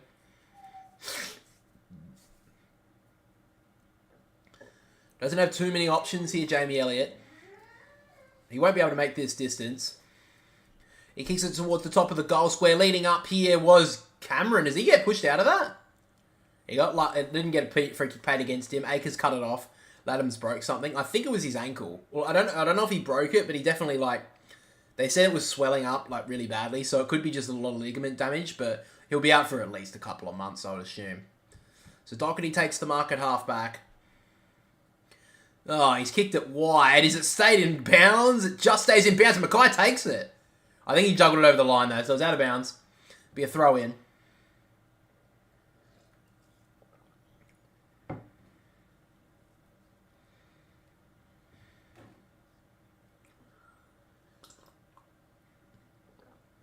Back in the ruck again. Silvani may have been taken high. Play onto the call. Mitchell kicks it inside the forward 50. Leading up was Hoskin Elliott. Couldn't bring it with him. Now Young handballs it back. Kennedy coming through. Just leaves it behind. Bobby Hill been brilliant today. Almost tackled without it. Doherty leaves it behind. Bobby Hill tackled by two Blues and he'll be dragged down. Another ball up. Inside the forward 50 here for Collingwood. Carlton are just holding on a little bit here. Collingwood still yet to score a goal in this third term. Back in the ruck again. Silvani does nicely there. Just pushes Cameron under the ball. Now kicks it out of there. Up goes Curnow. Great mark. Eventually wheels around and goes. That's good football. Goes long with the kick. Mackay almost got his arms chopped. Murphy gets back though. Does nicely. Handballs it back. And now they work it out to the wing and finds Noble. So Noble goes in short, finds Dacos. Josh Dacos takes the mark. So Josh Dacos just taking a little bit of sting out of this game. There's long with the kick. Into the centre square. Great mark from Darcy Cameron. So Cameron takes the mark. Great mark in the middle of the ground there from Darcy. Goes out wide. It's a poor kick. Josh Dacos takes the ball but goes to ground. Good pressure here from Carlton. Dacos just handballs it forward. Great pressure from Curnow. Gets out the back. Who gets there first? It's Akers. Great tackle from Josh Dacos and locks it in. Great work there from Carlton. It was a poor kick from Darcy Cameron in the end out wide. Josh Dacos also went to ground, so it was poor by a lot of players there from Collingwood. But Carlton just need to get some scoreboard pressure here. Back in the ruck. Darcy Cameron knocks it down. Coming through was Cripps. Breaks past 3. Then got thrown to ground. Play onto the call. Bobby Hill knocks it down to Mitchell. That was smart. Then knocked it away. Nearly got another one. Then Boyd tackled well by Pendlebury. Another ball up. Oh, now Cripps and Pendlebury get into it. A little bit of a push and shove from the two veterans. Back in the ruck again. Pendlebury and Cripps are basically holding on to each other. Cripps doesn't have the football. Got a bit unlucky there. Walsh out to Boyd. Boyd goes in board. It's actually a good kick in the end. Kennedy eventually gets the ball to boot. It'll work. Gets it out to Hewitt. Now Hewitt goes out wide. Gives it off to Akers. And now Carlton can burst forward. Ed Curnow kicks it towards the top of the goal square. It's a one-on-one. It goes through for a point. That was a big opportunity there for Carlton. Ed Curnow just had a little bit too much on it for Owies. And he goes through for a behind.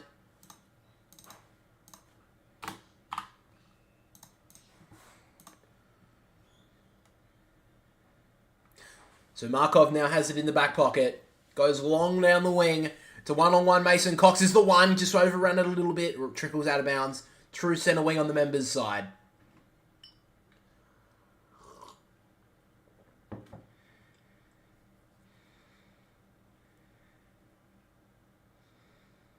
So they're still pushing around here. Blake Akers is holding his hand at the moment, but the Collingwood player's pushing him to ground. I'm not exactly liking that. In the ruck, Mason Cox knocks it down. Mitchell almost dribbles it like a basketballer, and then drags it in. He's going to be in trouble here. Tom Mitchell. Oh, he's got a high one. Free kick to Tom Mitchell on the wing.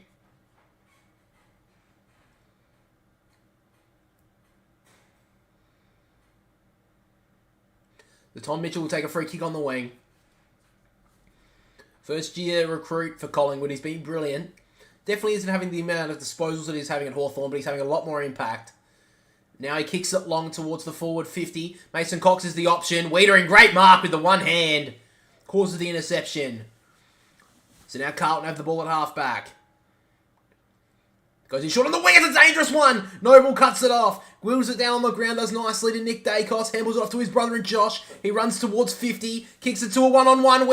Hoskin Elliott's the one. He dropped it. Left it out the back. Out the back is McQuarrie. Breaks past with the Jets. Gets it off to Mychek. Snaps a goal. And Collingwood get another. First goal of the second half to the Pies. And a great finish in the end.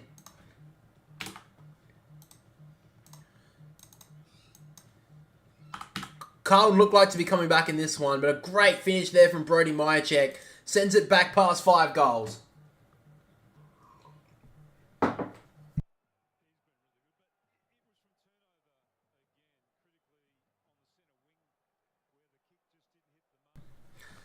So 34-point lead now to Collingwood. Carlton finally looked like they were fighting back in this one, but they can't convert there. They couldn't finish on their side of the ground, and Collingwood go down the other end and kick a pretty relatively easy goal.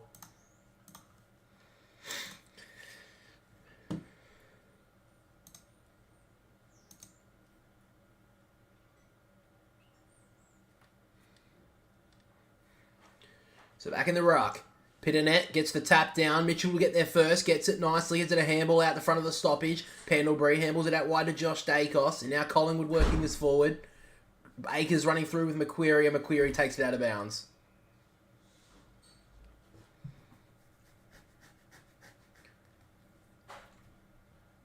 Ooh.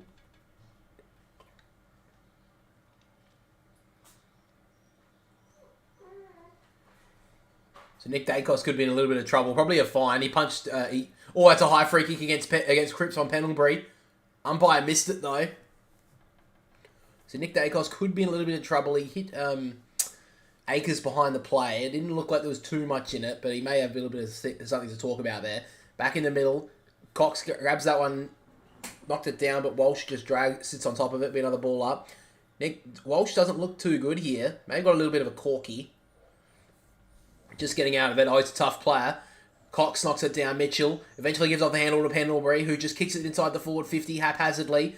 McQuarrie can't gather the football. Johnson tries to tap it down to him, but now Hewitt does nicely, gives it off to Young, and now Doherty has the football on the wing. Goes long towards true centre wing. Does well there, Darcy Moore. Can't bring it with him though, Akers. Eventually gathers the football, handles it inside. Walsh, try to break away. Got a high one almost there, Sam Walsh. And the umpire rewards him. Free kick against Jack Crisp. A free kick on the wing here for Carlton. So it goes in short. That's about a 10-metre kick. And now Cripps wheels and goes. Goes long towards the forward 50. Up goes McGovern. Can't bring it down. Spoiled away. Noble gets there first. Oh, he's fallen on the ground. He's going to be pinned here. John Noble is gone. Great work there from Carlton. A little bit unlucky there, Noble, to be honest. He did fall to ground. And now Charlie Colonel and Maynard in a spin. That should be 50.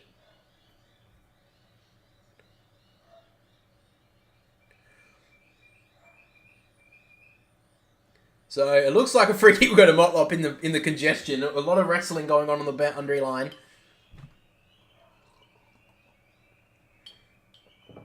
But now Motlop needs to kick this goal here. He's been okay today at stages. Hasn't had a lot of touches.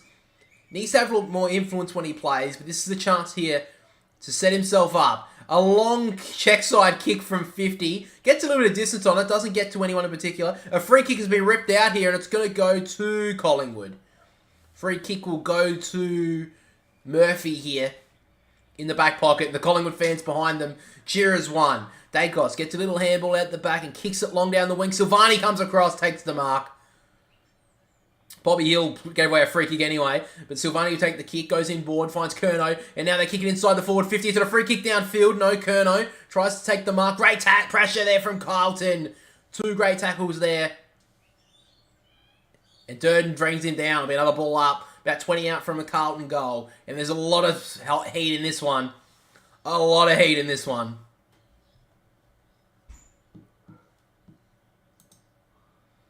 Currently, the other game at quarter time, GWS lead 25-21. Back in the stoppage, De Goey gets at the handball to slide bottom, but it's ill-directed, and Chera cuts it off and takes it about 45 out, straight in front.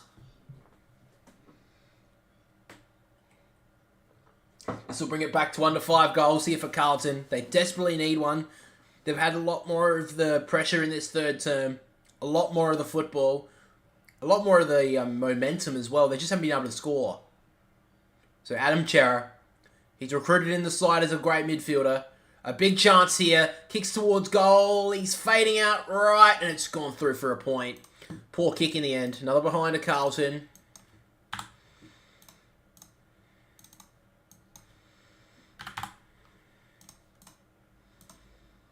So Nick Dacos will take the kicking duties for Collingwood. Plays on immediately. Takes a bounce. Doesn't have too many options, so he kicks it out towards the defensive 50 line, which is Noble. Noble kicks it long on the outer wing. It's a good option. Finds Myercheck. So Myercheck takes it out. Goes in short. It's a terrible kick, though. He's turned it over. Now Carlton can cause the counter. Chera goes in board with a terrible kick to Pednet. And now on the ground, Cox Shepherds gives it off to Dacos. Now Mitchell wheels around on his left boot. Goes out wide. McQuarrie can't get there. Chopped it off Carlton. Good job. Great mark from the young man in Boyd. He goes over the top. Good kick to his captain in Cripps. He immediately handles over the top to Motlop. Motlop out to Akers. He's pretty good from here. Blake Akers sets it up to the top of the goal square. Oh, he almost marked that Charlie Curnow, but knocked through for a behind from Darcy Moore. Almost took that on a 2-on-1 there, Charlie Curnow, but just couldn't bring it down. And Carlton's starting to lift, but they keep on kicking behinds. So he goes out wide here to John Noble. So Noble about 40 out from his defensive goal. So Noble has the football, plays on with real no much pressure. Eventually goes long down the wing. Mason Cox in a one-on-one out the back. Was almost taken by Newman, but it hits the ground. Crisp gets the kick away. He's been held there, Boyd, but he's taken a good mark there. He's definitely came into this game, Boyd. Came into this game as the time has ran on. He was pretty poor early, but he's had some moments in the last few minutes where he's done well. Young takes the mark and kicks it long. Down towards the forward 50. At the back, good spoil there from Darcy Moore. It gets towards the forward pocket. Motlop's running onto it, but it rolls out of bounds. 3 minutes to go on this third term. Carlton have got the momentum in this third, but they just can't convert a goal. They've only had 2 more scoring shots, Collingwood, in this game, but they lead it by 32 points. So back in the ruck again. Cox gets a little tap down. Motlop comes through. Good tackle there from Noble. He dragged it almost back in there. Motlop could be in a bit of trouble. And the umpire gives him a reprieve.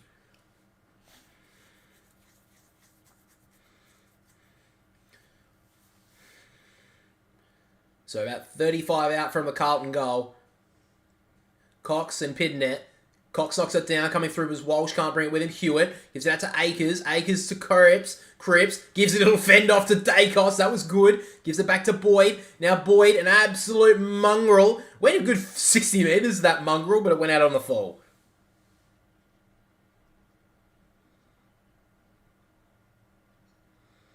The Darcy Moore will take the free kick in the back pocket.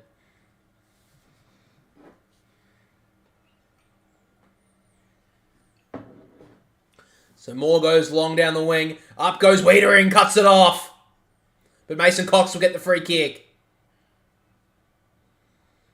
So Mason Cox will get a free kick here for Collingwood. He's been pretty good today, Mason Cox. Probably not as good as last week, but he's played okay. So Cox has the free kick on the wing. Goes long. Up goes... And the umpire gives him a reprieve. Got very lucky there, Wiedering. He got very, very lucky. There's Jacob Wiedering. But 2 minutes to go in this third term. Back in the ruck again. Umpire lobs it in. Pitternet fists it forward. Coming through was Josh Dacos. Can't pick it up. Motlop leaves it behind. Akers comes through. Wasn't strong over the football. Dacos was. Handballs it out to no one in particular. Walsh. Handballs it towards the boundary. Hewitt keeps it in. No, everyone else thought it was out. Hewitt thought it was still in. Play onto the call. Then they go inside with a dangerous kick. Oh, that was dangerous. Should have been high against side bottom. He hit Boyd in the head with his knee. Play onto the call. Hoskin Elliott has the football. Goes into the pocket. Up goes Myercheck. Great spoil coming across there. From, I think, Wiedering. Yeah, inspirational back there. What Jacob Wiedering. How is this not high?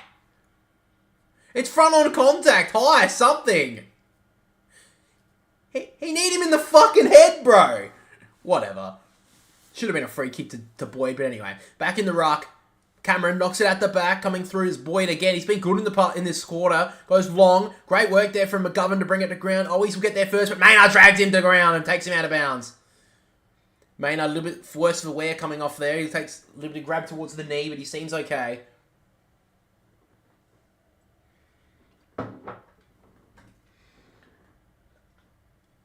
$32-point lead to Collingwood, but Carlton definitely feel a lot closer at the moment.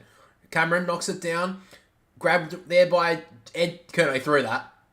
He absolutely threw that, Ed Curnow. Playing onto the call. Chera handles it inside to Doherty. Now Carlton can go Pidnet. Gives it off to Ed Curnow. But a great drag down tackle from Hoskin Elliott. Ed Curnow tries to get rid of it. Playing onto the call. He's been pinned, actually. Great pressure from Collingwood. And a free kick will go to the Pies. I think it's Darcy Cameron, in fact, who's going to get this free kick. Yeah, it is. Darcy Cameron will get the free kick here. So, with 58 seconds to go in the quarter, Collingwood will have a chance to get another one to send it out to 38 points, and probably the game will be done by then. Ed Curnow's been running with Nick Dacos all day, but Nick Dacos has had his measure. So now Darcy Cameron goes long towards the pocket. Pitternet fists it away. Coming through was Cottrell. Can't get rid of it. And good tackle there from Steele side bottom. Drags him down. 40 seconds to go in this third quarter. Collingwood by 32 points. I think there's only been 2 goals in this third term. It's been very tight.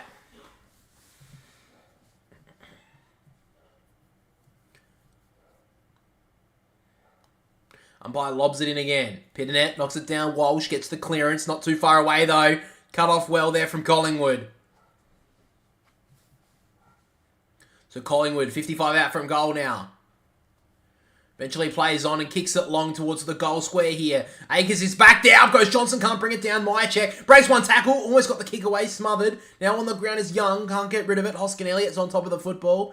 Player's still scrambling for it, but he charged it about 2 metres forward to get right on the goal square line. 9 metres out from goal. 12 seconds to go. Carlton just got to hold strong here for the last 10 seconds. Cameron knocks it down, coming through. Was Motlop done brilliantly. Breaks past Elliott. Brilliant job from Motlop. Kicks it out of the danger. Long to a 2-on-1. And up goes McGovern. Oh, he almost should have marked that. Moa jams it on the boot. Kicks it forward and the siren goes. So at 3-quarter time, scores are 5-10-40 to Carlton. Down by 32 points of Collingwood, 11-6-72. And the players get to each other again. There's been a lot of tiffs around the ground today.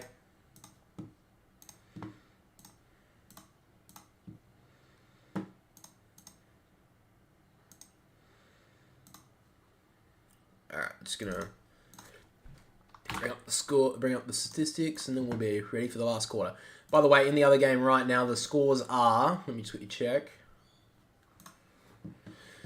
GWS versus St Kilda. I hit the thing, you fuckhead. St Kilda lead 3 minutes into the second quarter by 2 points.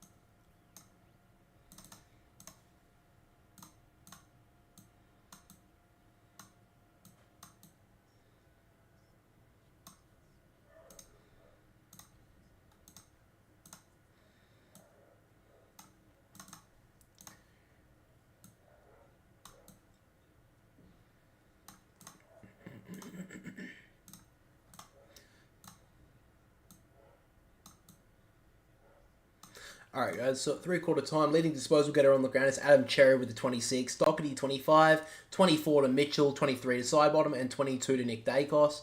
And for the AFL Fantasy Watchers out there, we have Doherty with the 92, Cherry with the 90, Pendlebury with the 87, Kerno with the 82, and then rounding out the top 5 is Josh Dacos with the 80. At the moment, if I'm having to give the 3 votes right now, I'd probably say, I'm probably giving Pendlebury the 3 votes. I think he's been... I'm probably giving Sidebottom the 3 votes, actually. I think he's been brilliant. Giving the 2 votes probably to Myercheck. He's kicked 4 goals and has been brilliant up forward. And the 1 vote... It's a toss-up between Pendlebury, Josh Dacos, and Doherty at the moment. That's for me. But anyway.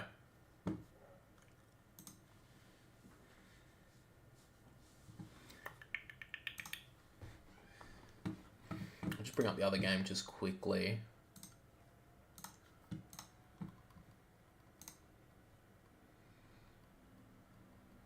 So GWS just kicked the goal. O'Halloran kicked it. So they take a 4-point lead.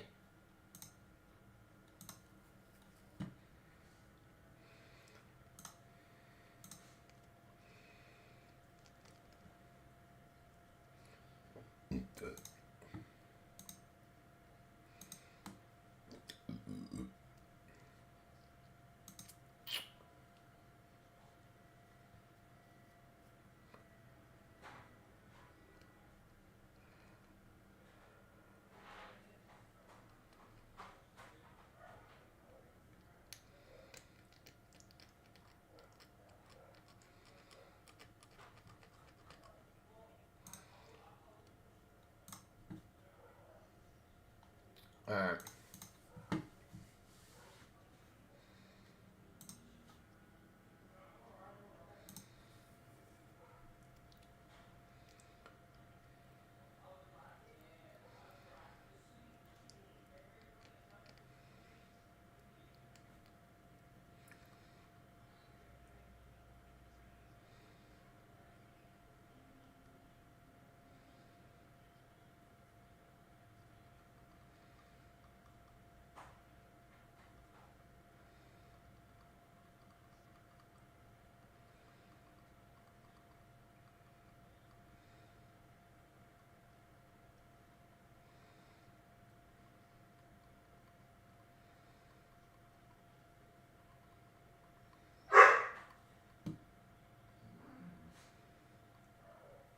So the fourth quarter is about 2 minutes away, guys.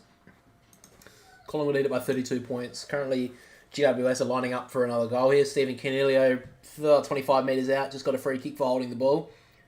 So Stephen Canelio comes in, about 30 metres out actually, pretty much straight in front. Canelio comes in, kicks towards goal, and he's nailed it. So GWS take a 10-point lead early in the second term.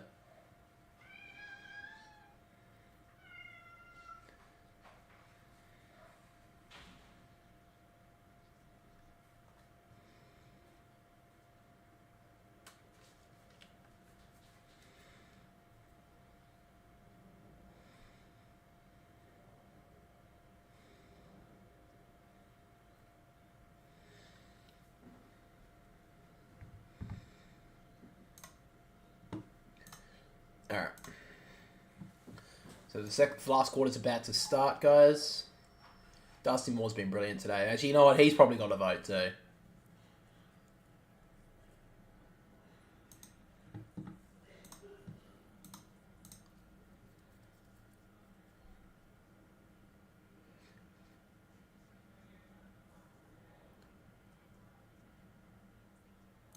Umpire thumps it down to start the last quarter. Cameron in the ruck probably got the little tap down there. Adams can't gather it. DeGoey tries to grab it out of the grasp of Doherty, but he eventually just soccers it forward. On the ground here is Durden. Great pick up in the end. Walsh gets out the handball out wide. Can Cottrell run onto it? He's got the speed. Cottrell speeds away from Dacos. Kicks towards goal. This would be a great start. He's just missed. No behind to Carlton.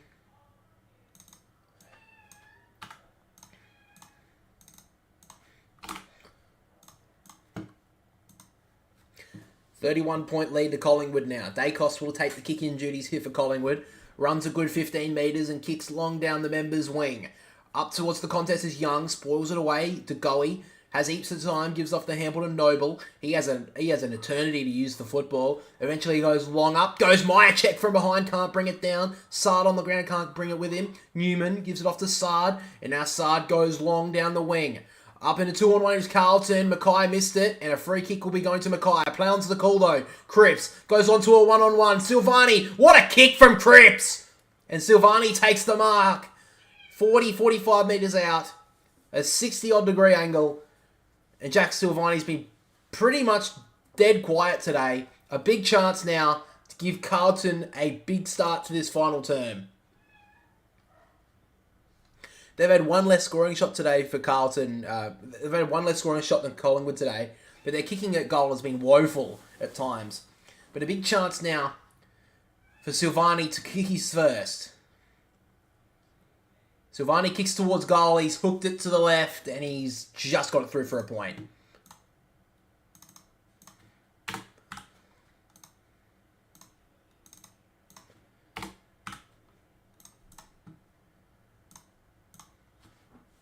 So Darcy Moore will take the kick-in duties. He has an option in short, in front. It's a good kick. Finds Murphy. No one takes the mark here for Murphy.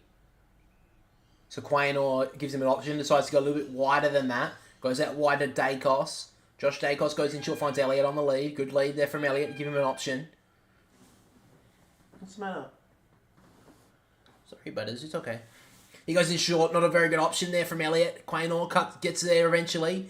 Now Josh Dacos handles it over the top to DeGoey, who's got a player riding him like a horse. Like a jockey. Sorry. And then Doherty takes him out of bounds. What? What do you want? It's okay. Do you want to go out? Is that what you want? Anyway. Back in the ruck now. Coming through was DeGoey. Breaks past one. Does nicely. Gives off the handball. Mitchell can't gather it. Throws himself on top of the football. Tackled by two Carlton players. Could be in trouble. Umpire gives him a reprieve.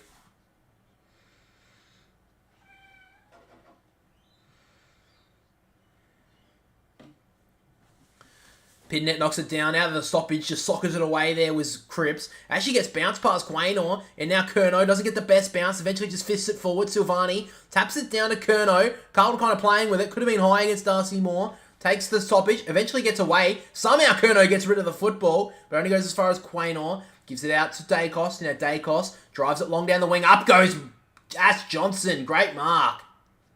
So Johnson takes the mark on the wing. Goes long to Bobby Hill. It's a 1-on-1 here. Boyd, great spoil!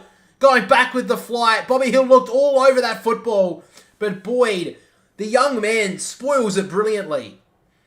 I don't think he loses his spot for next week. He has been brilliant in this second half. Great work from Boyd.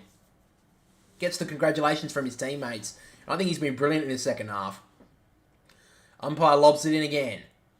Cameron Probably got the tap down. Coming through nicely, the stoppage was Elliott. Elliott feigns the kick, then gives out the handball behind him to Dacos. Josh Dacos kicks it towards the top of the goal square to 3-on-2. Carlton's favour, and Sard thumps it away from 10 metres and thumps it through for a behind. Both teams have had the same amount of scoring shots in this game. But right now, Collingwood take a 31-point lead. So taking the kicking duties is Adam Sard. He goes long down the wing. Up goes Mackay. Great grab. Immediately wheels around on the left boot. Doesn't have too many options though, so goes in board and it's a terrible kick. Cut off easily by Pendlebury, who's wound back the clock today. Has been brilliant at times. Probably been best player on the ground at times too. So Scott Pendlebury doesn't really have too many options, so he just goes back to his captain in Darcy Moore.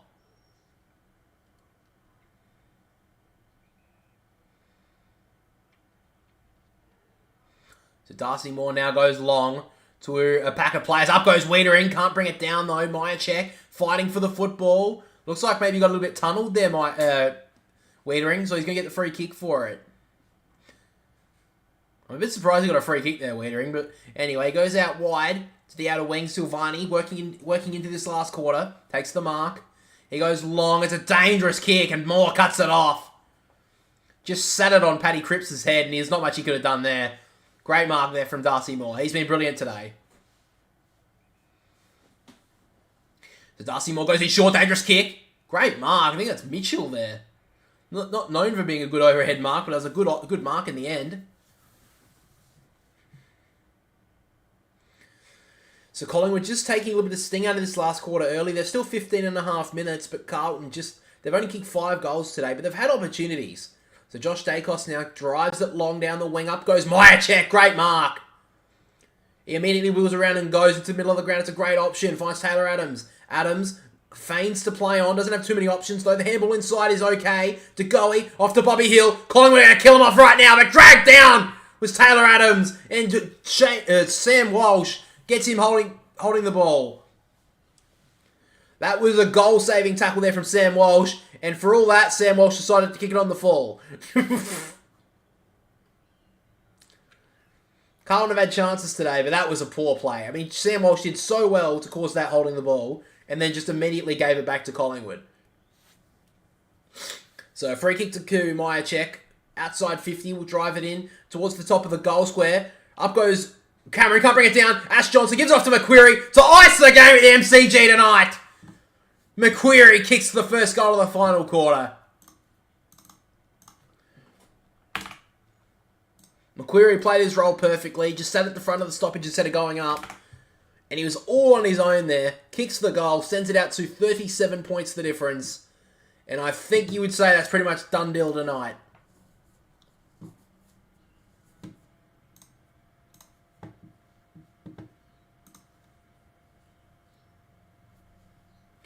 So Jack Ginnivan has now came on the field as the sub.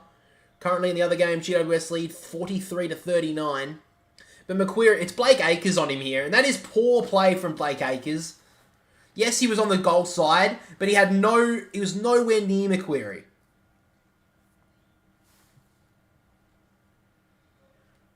So Ash Johnson has been subbed out of this game for Jack Ginnivan.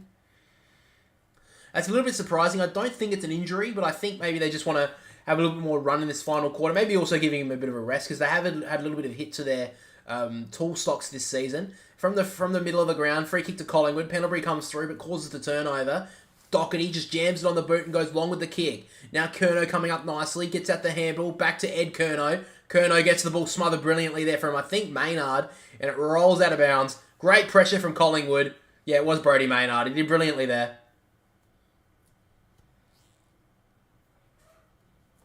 Braden Maynard. I don't know why I keep on calling him Brodie. It's Braden. I'm an idiot. Anyway, back in the ruck now. Pitternet does well with the body, handballs it out to Chera. Chera drives it towards goal. He's hooked it to the left and he's got it through for another behind. So Carlton arguably have looked a little bit better today, but they still have not found a well enough option to kick goals. They've only kicked 5 today. So now gets out the back. Kennedy gives it off to Durden, and Durden drives it long. Mackay in a one-on-one, pushed out of it there from Moore, but it was legally, and he takes another mark. Darcy Moore probably is eyeing himself for a 3 votes today. Quaynor hooks it around on the right boot, but he's turned it over. Young takes the mark. True centre wing on the members' side. Comes around on the right boot and drives it long to a pack of players. Mackay's got away from Moore and he takes the mark. Great work from Mackay.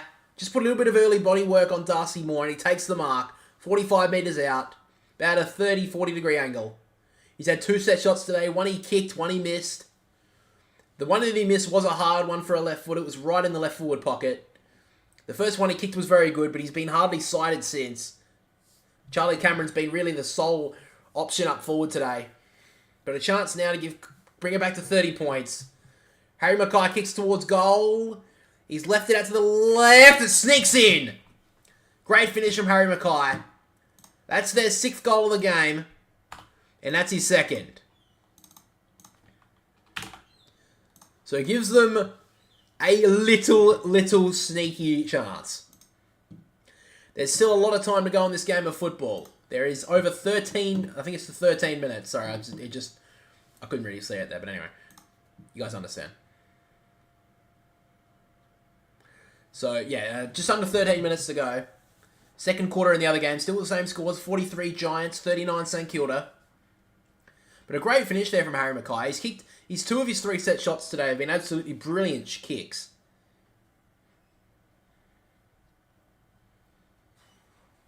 He looked pretty nice about it. He gave it a whoo. That's alright. So back in the ruck now. From the stoppage, Mason Cox couldn't gather it, but good play there from Adams. Gets the clearance, kicks it long. 1-on-1, Wiedering left it behind. Myercheck dragged down. Well done there from Young. Kennedy gets out to Ginnivan. Probably got a high one there, Ginnivan. And the umpire has paid it. So Ginnivan gets the high free kick. That wasn't really a duck. That was a free kick there every day. Wiedering just had his arm up too high. Oh, it's called a ball up. It wasn't paid. Oh, that one was high. Oh, jeez, that's a shocking decision. Anyway, back in the play there. Quaynor gets it out of the defensive 50. Has some time. Wheels around. Kicks it towards back into the forward 50 for Collingwood. Mason Cox on his own. Takes it brilliantly.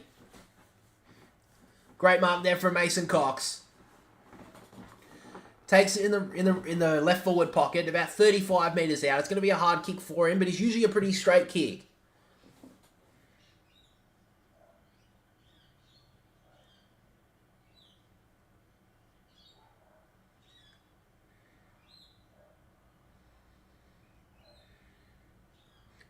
So Mason Cox here to kick Collingwood's 13th goal. He's left it out to the right. And great mark there from McGovern. Not paid. No, it was paid. Good mark there from McGovern. Took it just outside the points. Kicks it long to Mackay and a 2-on-1 against Markov. Markov did nicely. Hewitt tries to get the handball away. Doesn't do much with it. Adams gets dragged down. He almost dragged that back in there, Taylor Adams. Umpire gives him a reprieve. Balls it up. Just outside the forward 50 here for Collingwood. A 30-point lead. Looks like the crowd at the back there is getting someone escorted. I wouldn't be surprised in this sort of game. Mason Cox can't bring it with him. Adams drags it in again. Another ball up.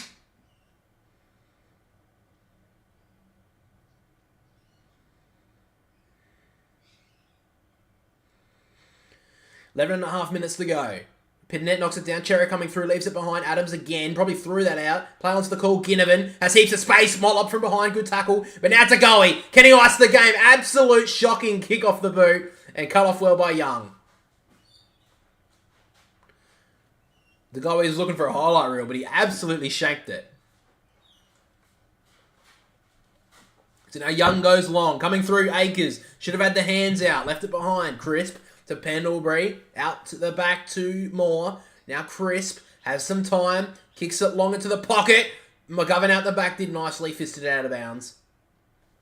I'm surprised he's went back, McGovern. I think it was an option. I mean, he didn't do much in that third quarter, but he gave him another option.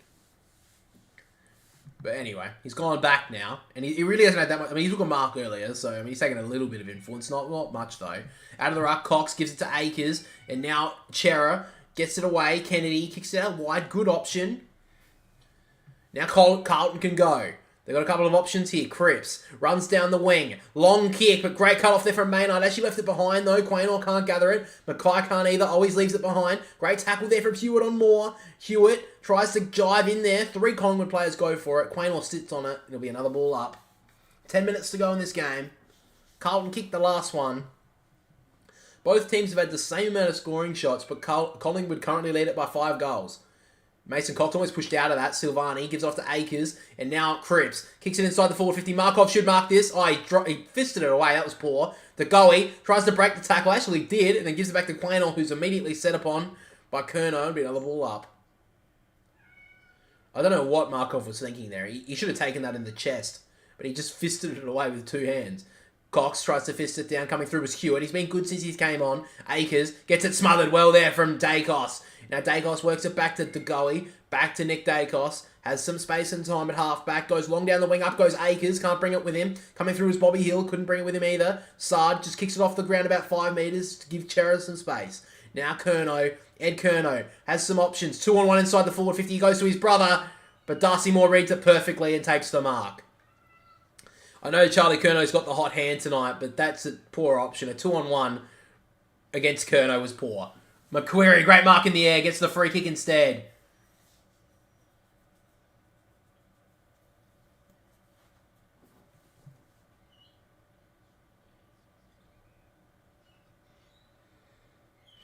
So McQuarrie at half-back, kicks it long back to the wing. McMychek goes up, can't bring it with him. Degoe gets off the handball, but now coming through nicely was Kennedy. Gets off to Chera. Now Carlton can work it through. Great play there from Carlton. Now Doherty. They could use a bit of a team lifter, but he's absolutely shanked it. That was poor there from Sam Doherty. He's better than that. He had leading up there Kerno, but he decided to go for glory, and he didn't even get anywhere near it. And Murphy cut that off, by the way. So now he goes long, and he finds, I think... Who was it on the wing? I think it's Hoskin Elliott. Yeah, Hoskin Elliott on the wing takes the mark. 8.5 minutes to go on this one. Collingwood look like they've got home now. Carlton would have to absolutely get a miracle out of this one to bring it home. Out the back, Mason Cox got a free kick there on the wing. And it looks like Doherty may be grabbing at his hamstring here. Hopefully it's just a little bit of cramp, but... Yeah, he keeps on gesturing towards his hamstring on his right leg. Mason Cox, meantime, gives off the handball to Noble. He goes long down the wing. Bobby Hill against 2. Great mark from behind there from Young. Gives off the handball to Sard. Now Sard, nice little kick across his body. Cripps couldn't gather it. Great tackle there from Nick Dacos. He could be in trouble here, Cripps. Umpire sends and gives him a reprieve. Ball it up.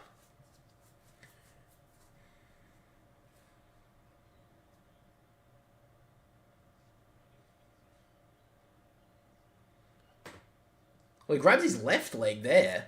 It looked like he was grabbing his right leg earlier. Doherty comes through. Great tackle from behind there. Mitchell on Walsh. Eventually gets off the handball, though. Doherty rips it out of Dacos' hands. Kerno off to Hewitt. Now Cripps has some time, has some space. Uses it well. Gives it off to Walsh. Walsh has an option inside. It's not the best kick to Akers. Gets to him on the bounce. Back to Walsh. Carlton now moving a little bit more quicker now.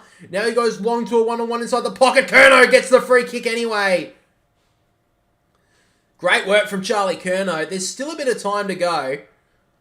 And if they want any sort of chance to maybe pull something out of this game, Carlton, Kerno has to go back and kick this goal. You're back, Swans, man. Love to see it. Kerno's kicked 3 set shots today, all goals. He's been there shining light today up forward. Harry Mackay has kicked a few, but he hasn't had too much influence on this game. This has been the man, Charlie Kerno. Hard angle. 40 metres out from goal. Charlie Kerno gives it a bit of a ride. He's missed. Another behind a Carlton. They only have themselves to blame. They've had their shot opportunities in this game.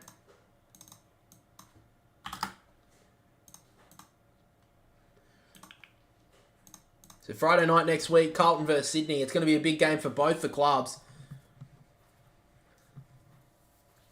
So in the pocket now, Collingwood. Yeah, I think that's probably a game. You're probably right, man. He tries to drive it long. Cox and Young can't bring it down. Cox, little tap off the ground. Can't bring it with him. Mitchell, he gets pushed in the back. That'll be a free kick.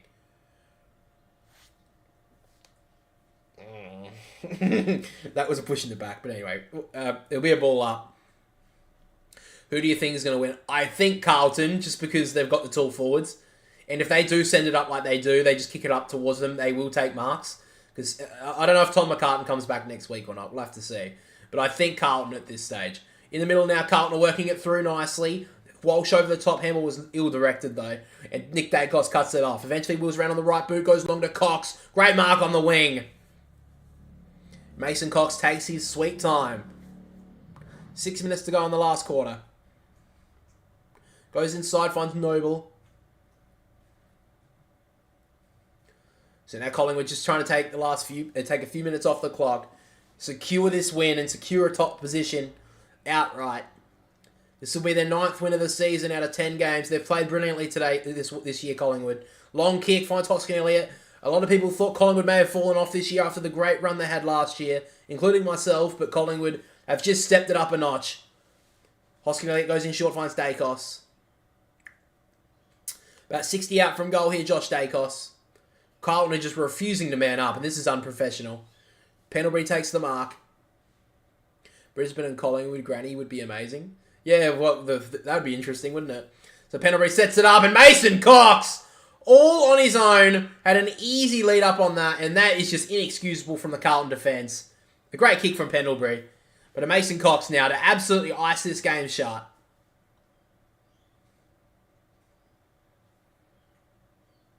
That was a shocking effort from Carlton. I mean, he did get a good block there from Bobby Hill there, Wiedering, but someone else has got to read that.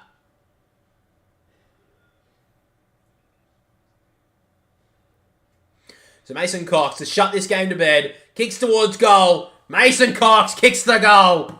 Put a dagger through the hearts of the Carlton fans. Exactly right, Swans, man. Great call. Great call from you today. And Collingwood take a 35-point lead. I really thought Carlton could have given them a bit of a run for their money today, but their kicking in front of goal has been woeful.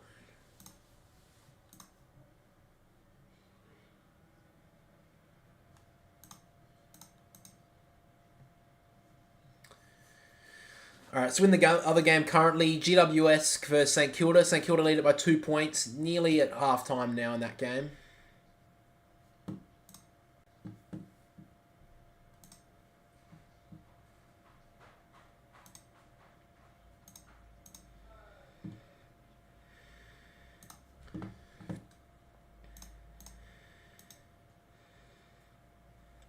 Back in the ruck. You just subbed? I appreciate that, man.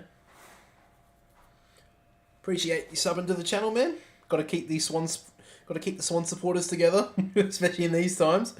So Tom Mitchell will get the free kick in the middle of the ground. Wheels around on the left boot and drives it long again. Collingwood want to put even more pressure on them. Up in the mark. Good play there from Young takes the mark. 35-point lead. Yeah, this game's dead. So Young takes the mark. Wheels around on the right boot, goes long down the wing to Harry Mackay. Can't bring it down with him. Maynard gets out the handball, gets it smothered. Molov comes through, leaves it behind. Now Mackay handballs it inboard to Chera. Now Carlton can go through Walsh. Walsh kicks it towards the top of the 50. Great option. Finds Curnow. And now Curnow wheels around on the right boot and finds Blake Acres inside the forward 50. Charlie Silvani just... Oh no, it's actually Matthew Owies who takes the mark here. So Owies takes the mark to kick Carlton's 7th goal of the game. Owies kicks towards goal. Holds a good line. He kicks the goal. Back to 29 points.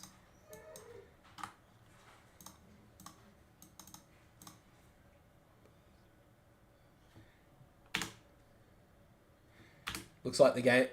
Coach looks like the game's over. Oh, yeah, it's over. Oh, shit, that was not right. Back to 29 points. Yeah, I think Michael Voss thinks it's done. I think it is done, let's be real. They kicked the goal, but they're still going to kick... They'll kick 5 goals in 3.5 minutes. It's not... They're not going to come back from that, obviously.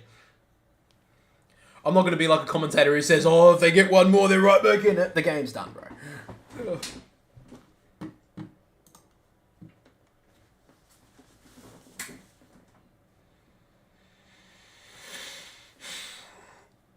Three and a half minutes to go.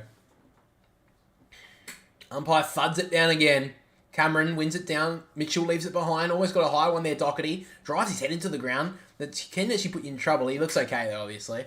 And it's just scrambled into the Congestion, and it's another ball up. Lobs it up again. Pitternet knocks it down, coming through Pendlebury. Can't bring it with him. Jams it on the boot there. Doherty gets the clearance. Coming through there with Silvani and Maynard. No one can get it. Motlop handles it forward. Good option. Murphy gets tackled well by Durden. Again, Durden comes through. He's done okay there. Motlop handles it back to Chera. Back to Doherty. Doherty gets it on the boot, but Bobby Hill cuts it off. Been a little bit quieter in the second half, Bobby Hill, but he did well there.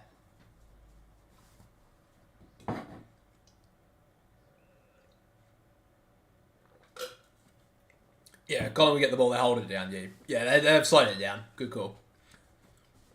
So Collingwood have the football in the back half. Maynard goes long to the wing. Cameron can't bring it down. Well done there from Sard to read it. Now Chera. Chera goes in board. Absolute shocking kick. Cuts it off. As you know, Doherty does nicely. Breaks the tackle there. Now Kennedy breaks another tackle there. Collingwood. Probably the two worst tackles they've had in the game. And it looks like Ed Curno's got a free kick. So a free kick to Ed Curno. He switches the play out wide. He finds it to Boyd. Boyd gets back off the mark. Doesn't have too many options to go to. Drives it to the pocket. And Harry Mackay on a great lead.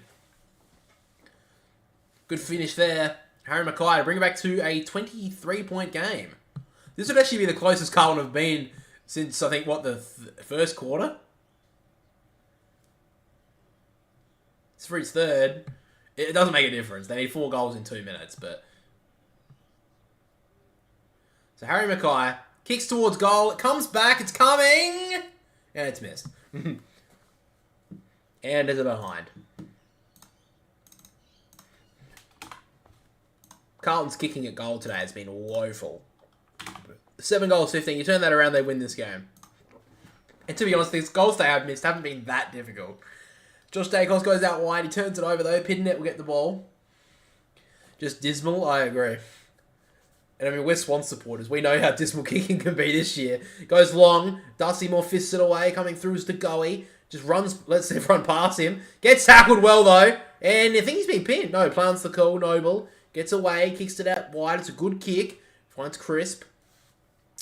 So Crisp goes out wide. Finds Hoskin Elliott. Just over a minute to go on this one. Collingwood have been brilliant today. Carlton have been better, but they still couldn't convert on the scoreboard. Hoskin Elliott goes in short. Collingwood just looking to hold this game to bed now. Hold this one to bed. Bring this one home. Send them to the top of the ladder with a good win. Long kick towards the wing. Good option. Finds Markov. So Markov now on the attacking side of the wing on the outer side. So now Markov goes inside the forward 50. It's a long option. Coming across as Pitternet. Great mark.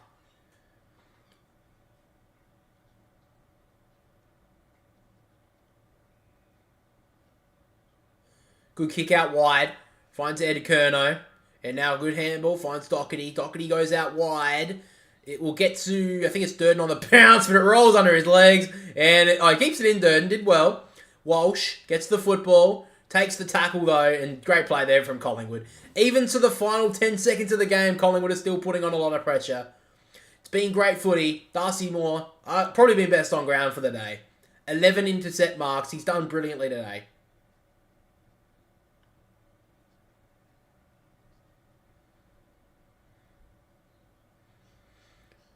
So now Walsh gets the clearance but kicks it away. Darcy Moore looks like an AFL Evo 2 character. Yeah, you're probably right about that, man. 2 seconds to go on this one. Corey Durden's been taken off the ground with a suspected ankle injury. But John Noble drives it long. Down the wing. The siren will go. And Collingwood outright top of the ladder at the end of round 10. Brilliant game from Collingwood today. So the final scores, guys, 7 goals, 15, 57 to Carlton, down by 28 points to Collingwood, 13-7, 85. Great game of footy today. Well, great game from Collingwood today, sorry. Carlton had their chances, though. They just wasted it in front of the scoreboard. Collingwood, I think, are probably up their premiership favourites with Melbourne and Brisbane at the moment. Yeah, I think Collingwood are up there. At this rate, I don't know who could beat those 3. Bro has the goofiest build. Yeah, you're probably right about that, man. Alright, guys. Thanks for watching the stream today. Podcast will be out on Tuesday night, Wednesday morning at this stage, so make sure to check that one out. And I will be streaming next week as always, one or two of the games next week, so make sure to check that one out. Thanks for watching, but for now, wait for the medal thing. Is there a medal in this game, is there? Oh yeah, it'll be the Indigenous game. Alright, I'll wait for the medal. Darcy Moore will get it though.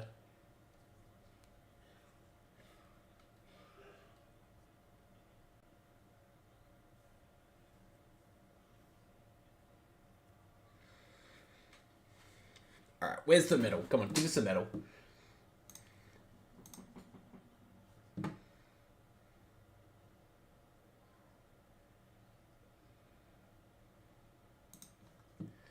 Good old Collingwood.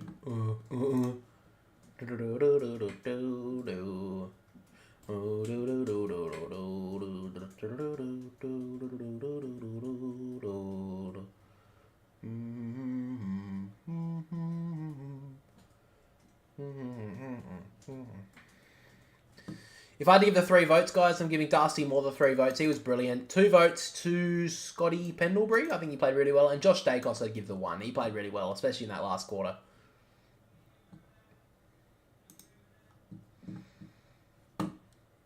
So at the moment, guys, Collingwood take out outright top with the 36 points. In second and third, we have Brisbane and Port Adelaide. Fourth, we have 28 points, Melbourne and Western Bulldogs. And currently, St Kilda are 6th at the moment with 24 points, but if they win today, they'll go to 5th. But Carlton sitting down at 11th spot with 18 points, having Sydney and who was the other team?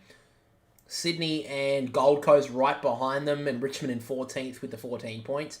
If GWS win today, they right back under Carlton as well, so that'll be interesting. 51-51 in the other game as well. Why the hell is the quarter still going? There's 39 minutes in the second quarter gone. Holy crap. Must have been an injury. Is that an injury? Okay, maybe not. Wait.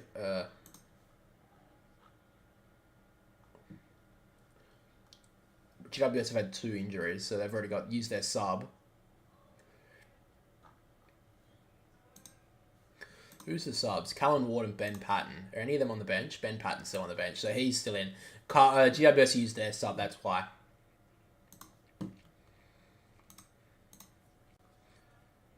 It's not a medal, it's a boomerang plaque. I don't think there is one. Oh, okay. I'm just going to end the stream. Alright guys, thanks for watching the stream today. Yeah, thanks for watching, but for now that's all from me, so I'll catch you all later.